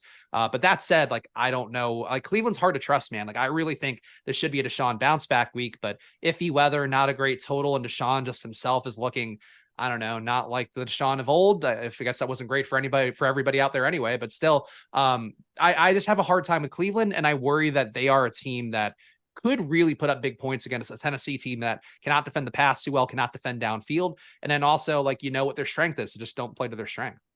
Yeah, that's a really good point. Yeah, it's just tough to get there. We should talk about that weather a little bit more. We'll move on to wide receivers next, and that's probably a good spot to talk about the weather concerns, because I don't know how much I should be factoring in the weather here, to be honest. I go back and forth on like, is this something I should be factoring in pretty heavily? It's not something that I have been factoring in, but probably I should be at least thinking about making some changes based on the weather. So we'll talk about that with the wide receivers. But let me just throw one more out there. How about the New Orleans running backs? Any interest in Tony Jones, Kendre Miller? I don't think I will have any shares of these guys. I'm interested in seeing what Kendre Miller does. I do think that he is the kind of runner that I really wish he had played these first few weeks because Jamal Williams, we saw obviously he hurt his hamstring, so you don't want to victory lap that, but just no juice left for Jamal Williams if he even had any last year. He's kind of locked into a really good situation. But Tony Jones is literally just a body. Like he is the most flotsam running back of flotsam running backs, a guy that's like barely on a practice squad and then ends up like kind of rising his way up. Kendre Miller is a guy they actually have some hope for. Derek Carr seems to like. They've typed him up in the pass game as well as a violent runner when he's actually rushing the ball. So I don't think Kendre can get there. I kind of feel the same way about like people wanted the deeper dive guys to talk about Roshan last stream. These guys are both going to be, I think, world beaters potentially come week 10, week 11, week 12, hopefully, especially by week 17. For right now, though, the role is just not secure enough to really to advocate for him on a one game or, one day DFS slate. But I think for season-long prospects, like you should pick up Kendre, you should pick up any of these guys, Roshan especially, but Roshan's probably gone. I think I have more interest than you do in Kendre Miller. I'm not going to Tony Jones just because I don't think that he's any good, but I feel like Kendre Miller, like at the very least, is could be a great running back. We don't know exactly what he is yet, but at least like has some pedigree coming in. And he's going to be low owned at 4,300 and against the Packers run defense. So I think there are enough points in favor of Kendre that I think I'm going to consider him on this slate, but only for the largest field GPP. Like I definitely wouldn't consider him like anything that is like cashy or small game. Definitely not a consideration for it. But in the largest field GPP, like would we be that shocked to see Kendre Miller get 15 carries, a handful of targets, and maybe take one to the house? Like I wouldn't be that shocked to see it. So maybe I'm wrong. Maybe I shouldn't be playing him this early, but I'm going to take a few shots on Kendre Miller at the very least. I would guess 10 to 12 is probably a ceiling touch wise more. And then you have the Taysom part too. Like there's enough things that gum up the works that I don't have the confidence to advocate for him right now. But I think when Kamara is back, like maybe if he has a good showing this week at limited volume, then I think he becomes kind of an interesting lever against Kamara. But yeah, like I get playing him. It's hard for me to see enough volume coming his way. Actually, one more name. I said that was the last time. One more name at running back I want to throw at you. How about Kenneth Walker? Kenneth Walker, I think, is kind of interesting. The workload's really been there for him. I really thought he was going to lose some of his share to Zach Charbonnet from the jump. Charbonnet's getting 3.5 rushes per game, which is obviously not a lot, 4.5 intended touches, compared to 18 per game for Kenneth Walker. So the workload is there. The matchup is pretty good. Carolina on the year, giving up a positive EPA, 0.04 per rush. That looks good. Also weak in the red zone rush, 0.2 EPA per red zone rush. We have seen Walker get pretty good volume there, 4.5 red zone rushes per game, 2 inside the 5-yard line per game. So I kind of wish, now I'm talking through this, I wish I'd gotten a little bit more Walker. I'm at 5% field. We're projecting for 13. I think if I were going to redo my lineups, and I don't want to, if I were going to redo I was going to say, you got time, I know, but it's like the multitasking. I did like make sure to select some players who had high ROIs and like different configurations. So I don't want to work through that again now, but Walker looks like a really solid play that I think is projecting just mediocrely enough relative to price that he's not popping up. And those are sometimes the tournament plays that really can hurt you. So you should be not like me and get more Walker, I think. Yeah, I'm getting to a little bit above weight to the field on Walker. Not jamming it, but love the volume there. Love that he's been a little bit involved in the passing game, kind of surprisingly this year. So I'm getting to a little bit, not like jamming it or anything. All right, I think that we've got through all of the running backs. We should move on, talk some wide receivers, some tight ends. Maybe we'll talk about defense a little bit, and then just our favorite stacks. Before we do that, I told you at the beginning that we have a great deal with Owner's Box if you use our link. You can't do this retroactively, so make sure you use our link before you sign up for Owner's Box. But it is a fantastic. You're going to get a free week of our Sims Max tool. So that is, you can sim up to 10,000 lineups with that tool. That is a $60 value. You're going to get a free week if you use our link when you sign up for Owner's Box. On top of that, you get 2 free $5 tickets into contests. One of those being a lineup lightning entry, which is sort of like a cashy thing. They give you 3 different lineups. You choose your favorite. If you win, you double your money on that. You can also add a lineup and more than double your money if you add another lineup to the mix. It's a very cool format that I found to be really fun, and something that I do like when I'm just kind of like bored throughout the week. I'm like, all right, I'm going to do a lightning lineup now.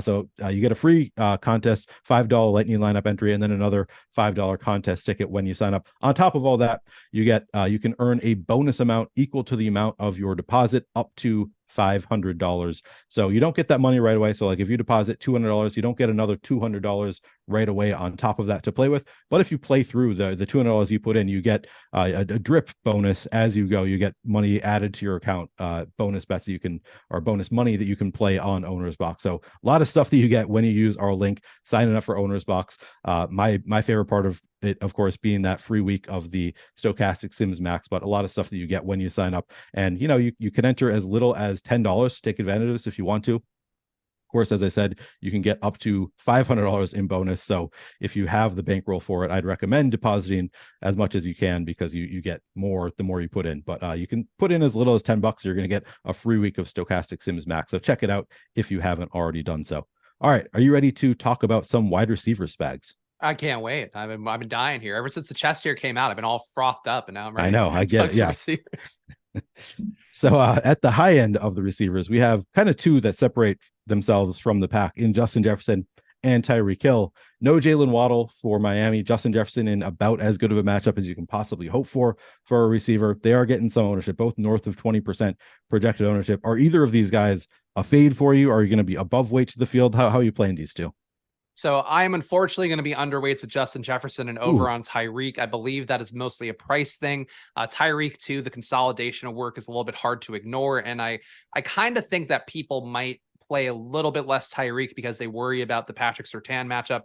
Patrick Surtain not likely to follow Tyreek in the slot, which has been a lot of his production's gone off on the year.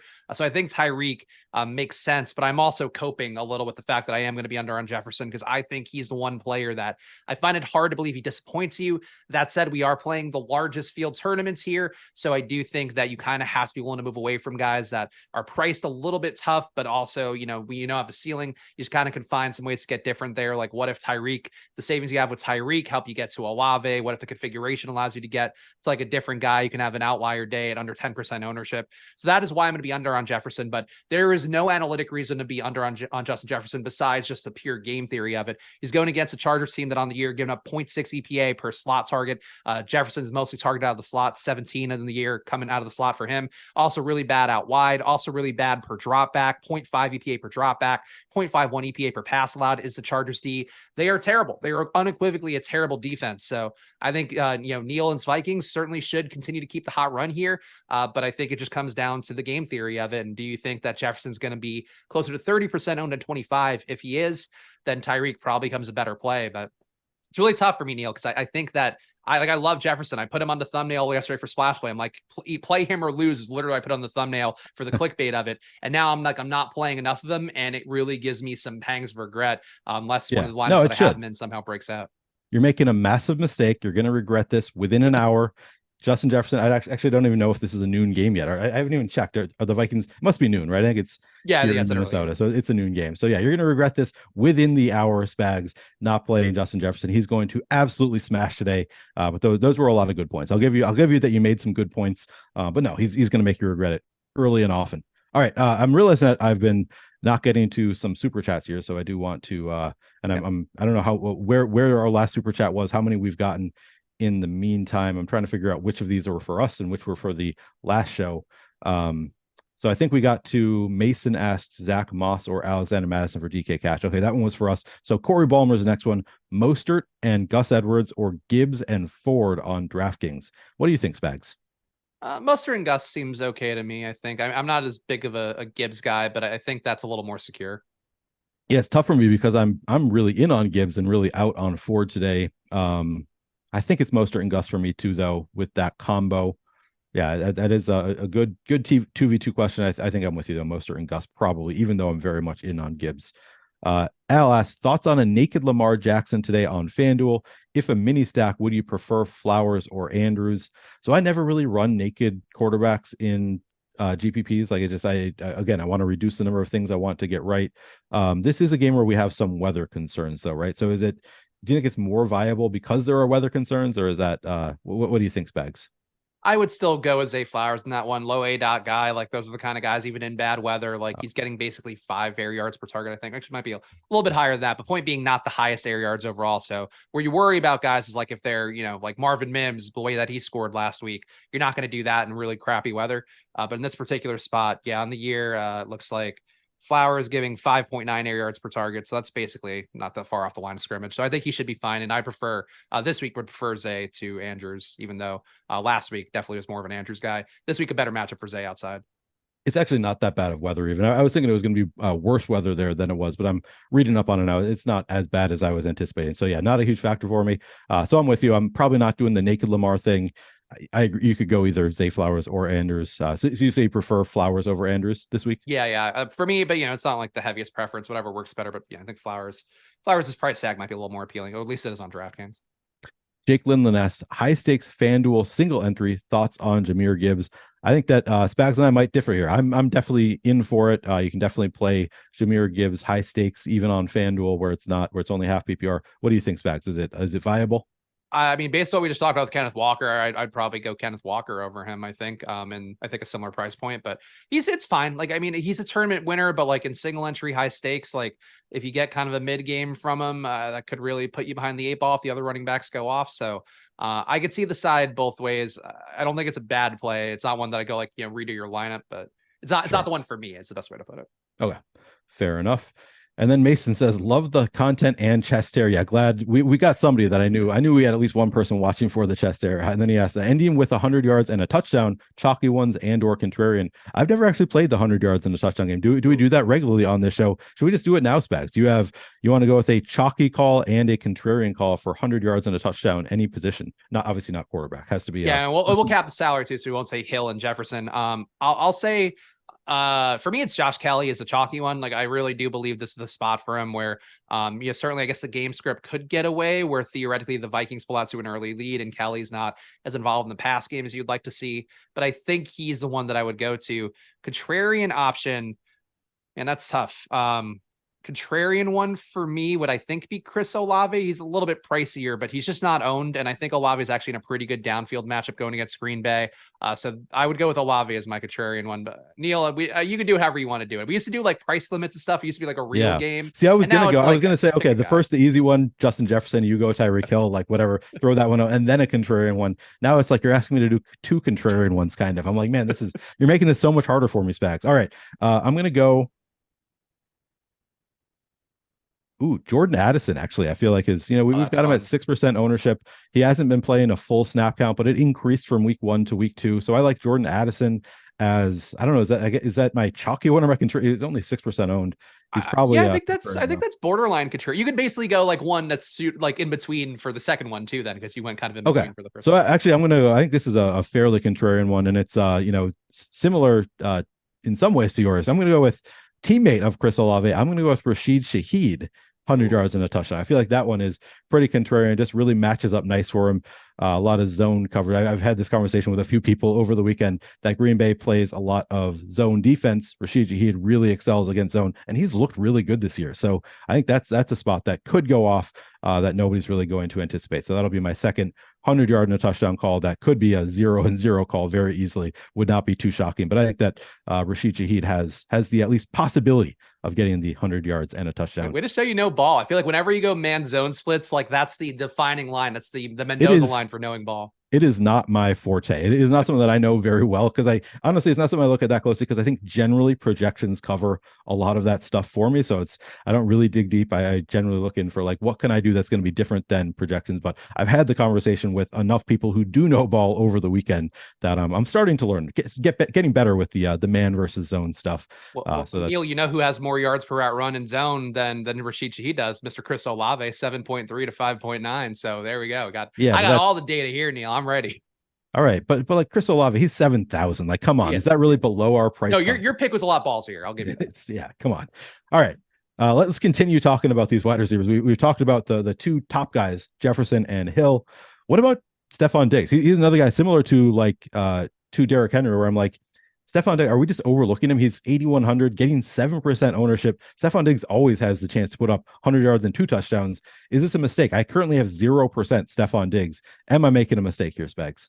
I've got 1% Stephon Diggs, so I'm not the one to correct you on this one. Did play him in an underdog battle royale this week, because I hammered out a few of those drafts and felt like that was one way to maybe get the upside to compete with the Jefferson. But it's not a great game environment. I think this game overall, the weather not going to be too great in this one, though. Again, not hideous, but still not great enough that I think you're feeling fantastic about it.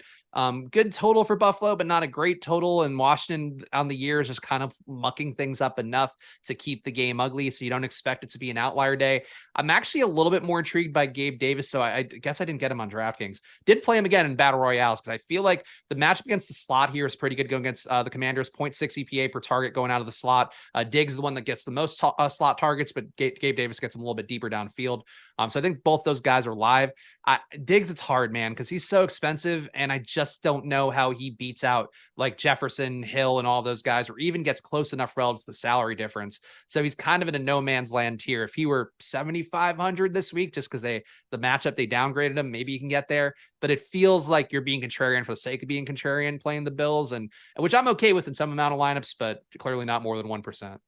Yeah, I think that's what ultimately is the reason that I'm not really playing these guys, is because we have so many guys in great spots. Like, I think that those are the kinds of things that I want to do on weeks where people are playing, like players are getting chalky for no reason other than there's nobody in a great spot. So like there are some weeks where it's like, oh, people are playing that guy because he's in a fine spot and he could pay off, but like it's not a smash spot. I feel like we have so many players in smash spots this weekend that like doesn't really make as much sense to go fully contrarian on the high end, because it's just so difficult to see like Diggs smashing Jefferson, Hill, Amon-Ra, CD, like Keenan Allen, like so many of these receivers in great spots makes it so much harder to just see him like really making you pay to not play him. It could happen. Obviously, he's Stephon Diggs, but it feels less likely that you're going to pay a price, even if Stephon Diggs does have a great game, which is not what we're expecting. Even if he does have a great game in the context of this slate, it feels unlikely that he's going to absolutely kill you. Is that kind of part of your reasoning there? Yeah, it's like he's a 20 to 30 point player on a slate where we're expecting her to be 30 to 40 point players. Yeah, and I think that's sort of the tough part for GPPs. All right, let's keep moving down. What are we doing with Amon-Ra St. Brown and his sort of injury here? He's only getting about 9% ownership. I know it sounded like you're not really into this game environment as much. Are you getting to any Amon-Ra? Yeah, I'm going to have about 6% Amon-Ra. I still like Amon-Ra as a player, but yeah, toe issue. I guess impressive that he's playing through it, but we have seen, Terry McLaurin's, it's hard to say if that's the toe issue for McLaurin or just that offense being not quite as potent as you'd like to see, but similar situation, toe issue guy plays through it, kind of looks a little bit iffy, then has a better week too. I don't expect Amon-Ra to be that great this week necessarily, but also the part that I worry about is like Josh Reynolds is taking meaningful targets away. Gibbs being out there as well could take some meaningful amount of targets away. Same thing for Laporta, where the thesis of Amon-Ra St. Brown was that he was this target dominant guy, but that was on a team full of garbage for the most part. Now he's got legit dudes around him, and Goff has not been great. Like I think people think he's been pretty good, but he really hasn't performed the metrics that I look at, the EPA numbers especially. So I think Amon-Ra, a player to get some of, the price tag a little bit better than Diggs, and PPR format also always looks good for Amon-Ra, but I kind of think the ceiling isn't there in the same way as these other guys. Okay. Malcolm asks, what is your $3 20 max quarterback today? So just your favorite quarterback in a $3 20 max. I think I'm in that contest. I'm doing it too. Let's see. A quarterback that I've talked about, we'll get to our stacks later on. But since we got the super chat now, I'll throw out that I am playing some Justin Fields today at 1% ownership. I'm going to be well above the field there. Not because I feel strongly that it's going to hit, but I think that it's got a lot better chance of hitting than 1%. So I am going to be playing some Justin Fields. And, they've been saying today that they're going to be running to Ian Rappaport reported this morning that the Bears want to run with Justin Fields. They're on the same page that they want him running more this week. And I think that this is a spot where he should be running more. So I think Justin Fields would be a quarterback that I would play in at least one of your 20 lineups there. Take a shot there. What do you think, Spags? I'm team Tua. Tua being projected for under 7% ownership, I think looks too good. And again, I believe in Tyreek and the game theory of that play, as well as Durham Smythe. I think Durham Smythe is a really nice value play. Scares me to hell, but like Neil talked about earlier, he's going to be out there a lot more. You're probably going to see him playing and running more routes because of no Jalen Waddle out there. Might even get some more slot routes. Like there's a lot of ways for Durham Smythe to pay off a really cheap price tag. So to me, go to a double, maybe a triple, and that's what I would try to get at least some shares of in a 20 max. Yep, makes sense. All right. Let's move along with more wide receivers. We got about 20 minutes left until lock, guys. So if you have not get your lineups in, make sure you're starting to get those lineups in. I'll throw it to you, Spags. I'll just open up to you. Who are some of the wide receivers that you're getting to the most today? My most exposed guys top. So this one surprises me, but I get the logic why the Sims would push me here. Mike Williams, the usage has been there where he's not that far off Keenan Allen, 9 targets a game, I believe, to 10 for Keenan Allen, or maybe 9.5 for Keenan Allen. But like, the opportunity makes sense there with the price tag, and that's sort of a way to not get your ownership product down, because I think Mike Williams actually projects for more ownership overall, but to save some salary. And like Keenan Allen, I think is great. I think Keenan Allen is kind of the number one receiver there, whereas Mike Williams, not even a 1B. I do think he's more of a number 2. But we are trying, and not literally, he's not crap, but I think he's the number 2 receiver in that hierarchy. So I think that Mike Williams, to me, being the number 1 exposed guy, I get the logic why the Sims are pushing me here. That said, I'm still getting Tyreek, as we talked about, Keenan Allen, Michael Pittman, and Tank Dell is one that the Sims put me on a little bit more, which I find intriguing because I've been a little more into Nico. I think Nico's kind of proven to be a really outlier player, at least, as a vessel for CJ Stroud's greatness, which I believe. But Tank Dell getting the target workload increasing by a pretty big mark last week, cheap price tag. He allows you to afford some other guys. So Tank Dell is a surprising number 5 overall on guy for me. So you're a CJ Stroud guy. You're a believer in the talent there. I mean, he's just such a great pocket passer. And in college, like, obviously he was surrounded by really great talent at Ohio State, but at every level, like what I chop up for the college data is like, how is a guy under 10 air yards? How's a guy 10 to 20? How's a guy 20 plus? Every single part of the field, he's increasing the value, high EPA in terms of his throws. So he's basically creating more value than average every time he's dropping back. And I think that's why Nico Collins was not even Brandon Cooks last year. Now you add in CJ Stroud, and all of a sudden Nico Collins looks, Stephon Diggs tier, if not maybe a little bit below.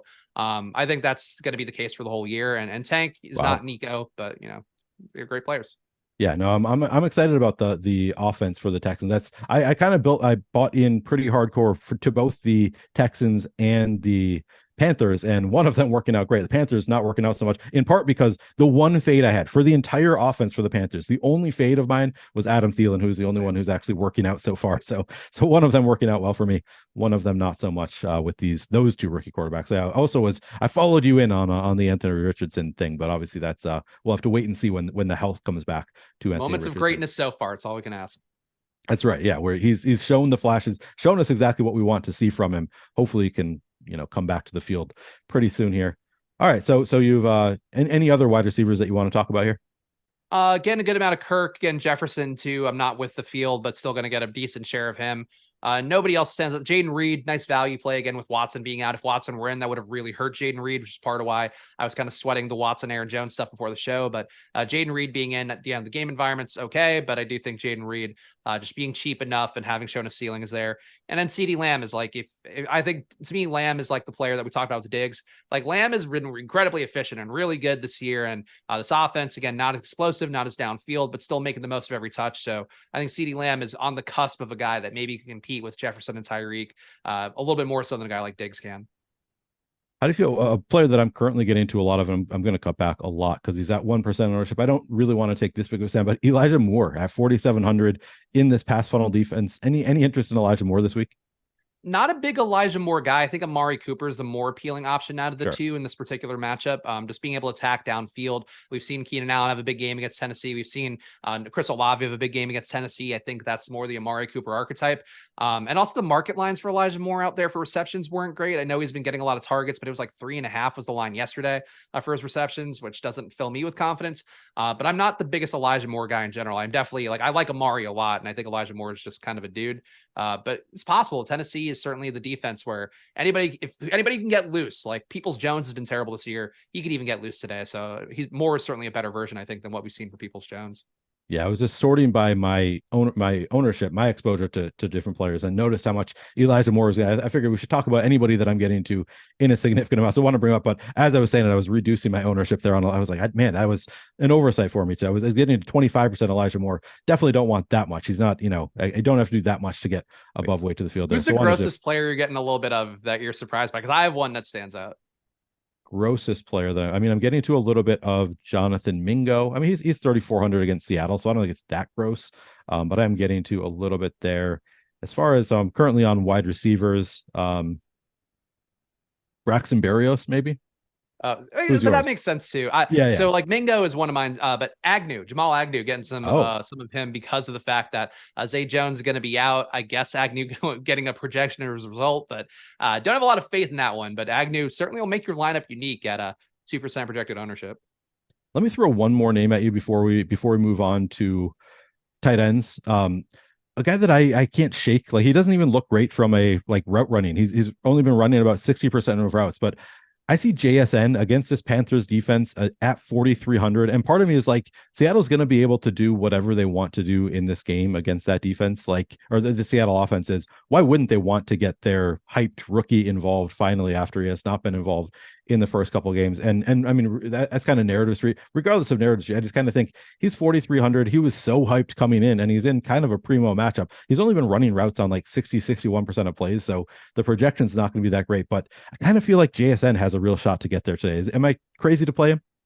Well, Disley being out, I think probably helps out a little bit because there was the expectation they could run more 3 receiver sets. So I get it. It's kind of like, to me, what I talked about earlier with Kendre Miller, where I agree JSN, I think, is a player that if Lockett weren't on the team, let's say, like, I think JSN might have some Lockett caliber games so far already this year. But because he is blocked, it's a little bit tougher. But I could see the logic there. I mean, I think, it makes sense. The projections are so tough, and honestly, a simulated ROI is also pretty egregious. So I'm not necessarily advocating for him, but I think there is a game theory logic to it, and a game, like an actual NFL game logic, but just having one less tight end that they trust a lot and put out there for a lot of snaps.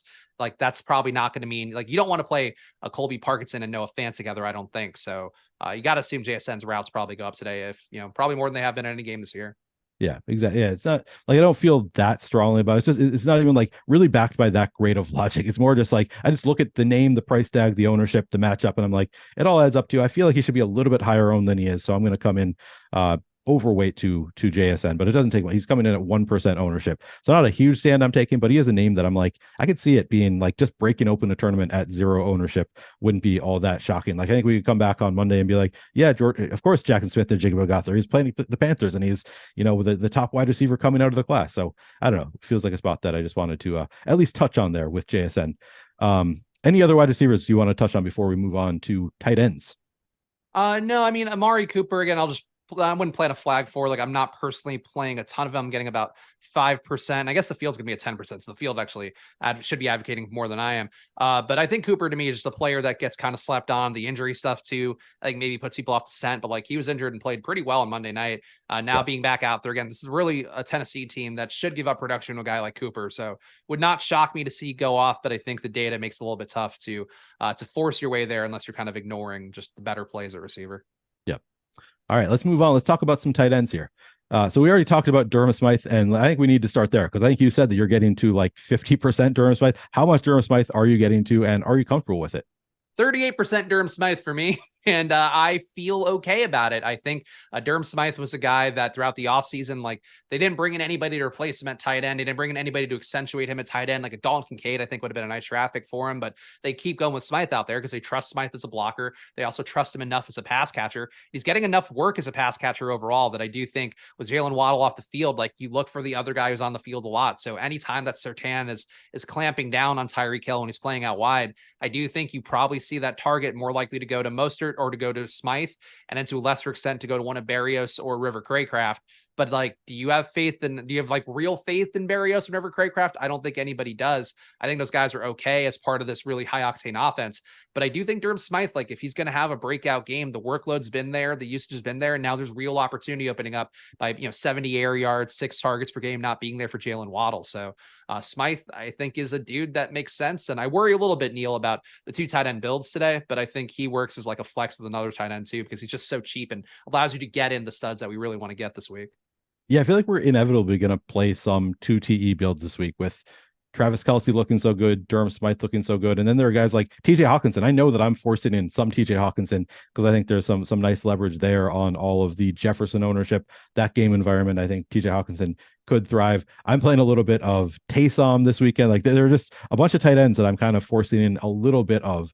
So I do think that I'm likely to get to a good amount of the 2 tight end builds. And I think I'm okay with it. I think there are some people who say, like, as a rule, never play 2 tight ends. And that's on some sites. You don't see that many 2 tight end builds in like the top 1% of lineups, but there are some slates where it works out too.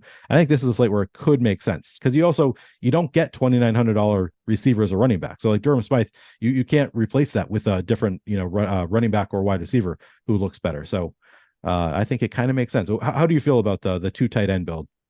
I don't love it because whenever I see that in the projections, like I'm always like, oh crap, it's a 2 tight end build on the projections. So that means really try to avoid putting a tight end in the flex. True. But like you mentioned, I mean, if you're playing Hawkinson or Kelsey with Durham Smythe, you're basically playing a receiver at that price point with Durham Smythe as your tight end. And I think that makes it a little bit more justifiable. And like Neil mentioned, under 3K, like there's not a $2,900 receiver. There isn't a running back. Running backs aren't priced beneath 4K. So you have to be able to get that saving somewhere. And to me, Smythe, like it's certainly possible that one of the slightly over 3K tight ends outperforms him. But I think it's also very possible that Smythe might end up optimal just because of the guys he lets you get in and the mix he allows you to get in. And I think that's where Smythe becomes, he becomes like that Commander's D, becomes like Josh Kelly looked last week in the Sims, where it's like, if this guy does what he's supposed to do at a minimum, the lineup looks good. And then if he fails, like you're probably boned, but we're not playing for fail outcomes. We're playing for, the win outcomes.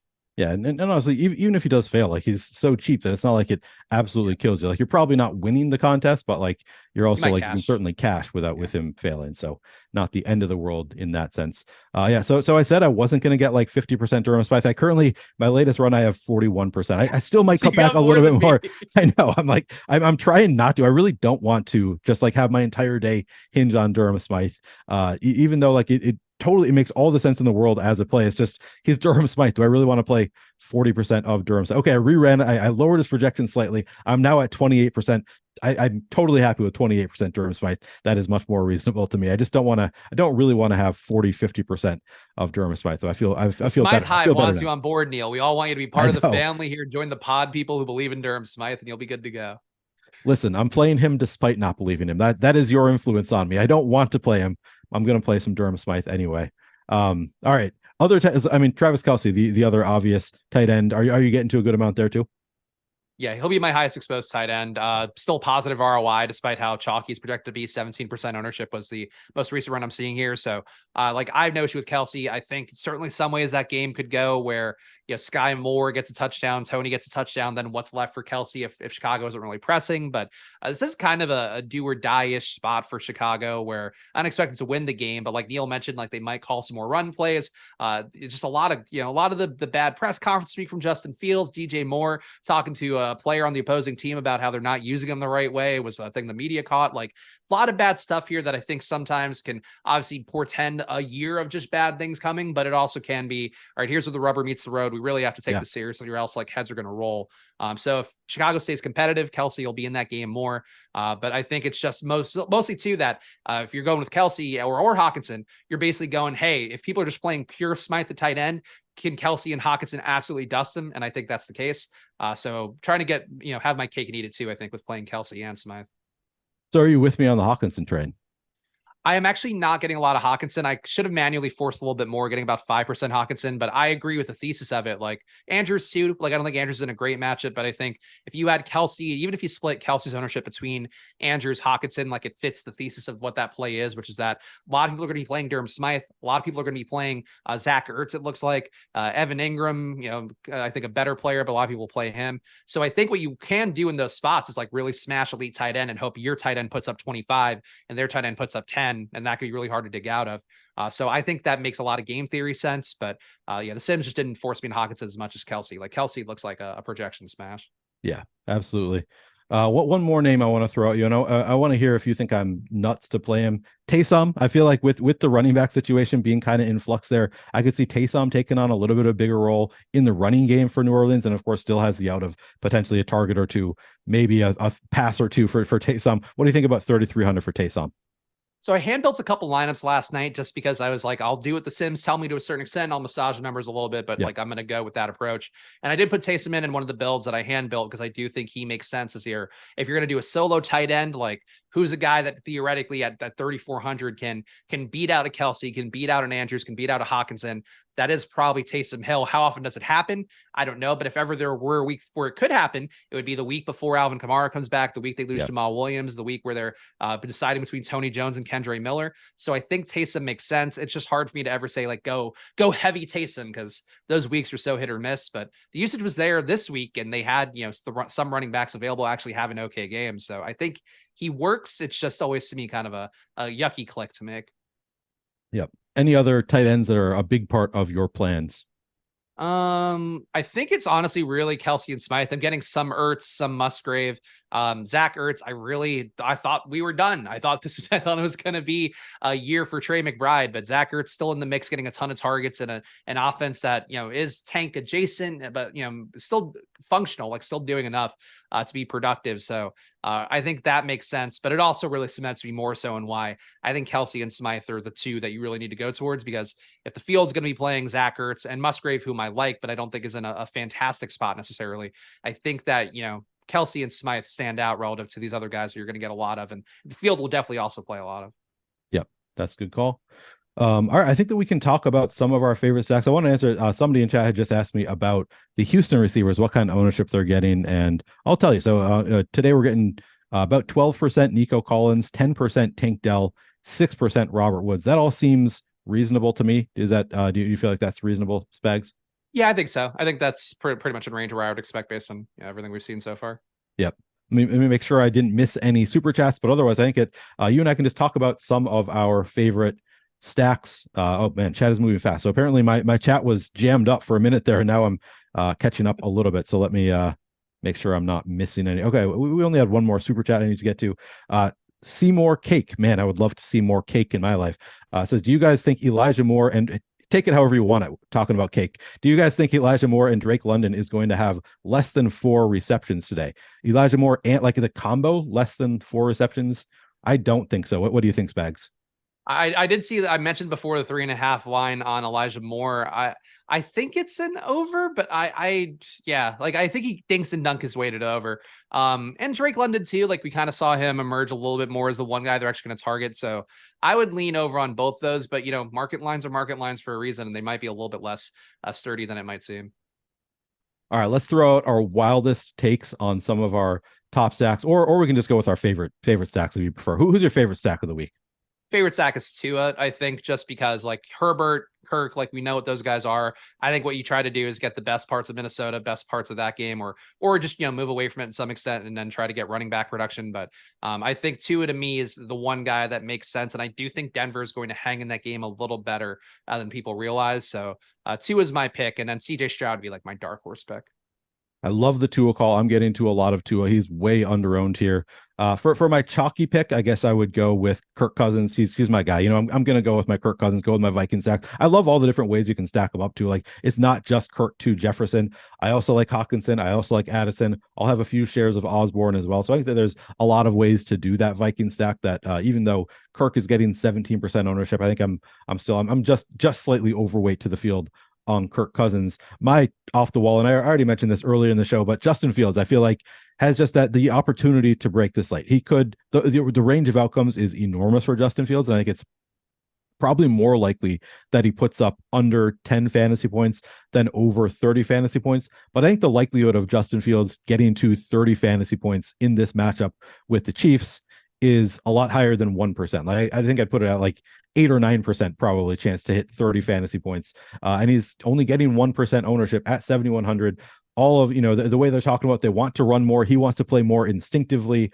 All this stuff makes me think things could change this week. And we saw it flipped so quickly last year from like Justin Fields was dud to smashing this slate. So I'm like, after seeing what we saw last year, all of the rhetoric, Justin Fields is a guy that I can't help playing some of here. It could easily not work out for me, but I think that there are paths to Justin Fields absolutely smashing this slate. Are you playing any Fields, or are you ready not playing any Fields? I don't believe I have any Fields. I'm scrolling through. I have I have a little bit of Fields, I guess, but not very much. I see your point, and I do think there's a world where we look back and it's like, oh, Fields and Moore smashing, and that's it. We have 1 minute left, so I'm going to say if anybody can get this lineup in, Andy Dalton double stack with all the good players. Try that. Right. That's like the grossest one I could think of, but Thielen's so cheap, Mingo's so cheap, Dalton with those two guys, and then you put in basically every player you want. You can maybe go Jefferson, Hill, and Pollard in that one. I think that wouldn't shock me if that pulled out a win here just because of how bad Seattle is. No, I love that call. People were talking about it in chat earlier as well, the Andy Dalton double stack. I think it makes a lot of sense. Talked about it on some of our previous shows. Yeah, I think that does make some sense as just a really contrarian stack here. Let me ask you this about your Tua stack. I assume you're playing Tyreek Hill. Is it just Hill and Smythe, or are you going to mix in any Craycraft or Berrios there? Getting a mix in of those guys. I think largely it's going to be Smythe and Hill, and then attack those guys on as a +3 along with Mostert and some builds. But I think it's mostly a Hill Smythe base with Tua. Put me in the game. Coach says, nah, I'm good. LOL. Regarding Dalton. I got the same thing yesterday. I made a lineup with Justin Fields, and the feedback we got was take all of the Bears out of that lineup. It'll look a lot better. So maybe people not in on our contrarian quarterback plays, but you know what? Get back to us tomorrow when they have 8 fantasy points and tell us how you're feeling at that point. All right, that's going to do it for the show. Spags, any final words?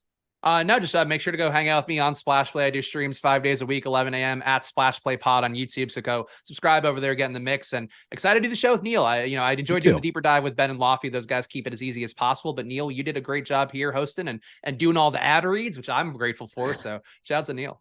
Well, and thank Jordan, you, Spags. and of course, Jordan Klein, the best in the game. Yeah, good to be doing a show with Spags. I do want to say two quick things. So first of all, if you're going to play the afternoon only slate, make sure you check out our podcast channel because we have Loughy and Greg on Friday did a podcast exclusive content specifically for the afternoon only slate. So if you're going to be playing that slate, go check out the podcast channel for that podcast with Loughy and Greg. And then also tonight, I'll be back with, I assume it's going to be Emac again. I haven't heard that he's out. Emac and I will be on live before lock for the showdown slate for Sunday Night Football tonight. So come back, check us out there. In the meantime, good luck today, guys.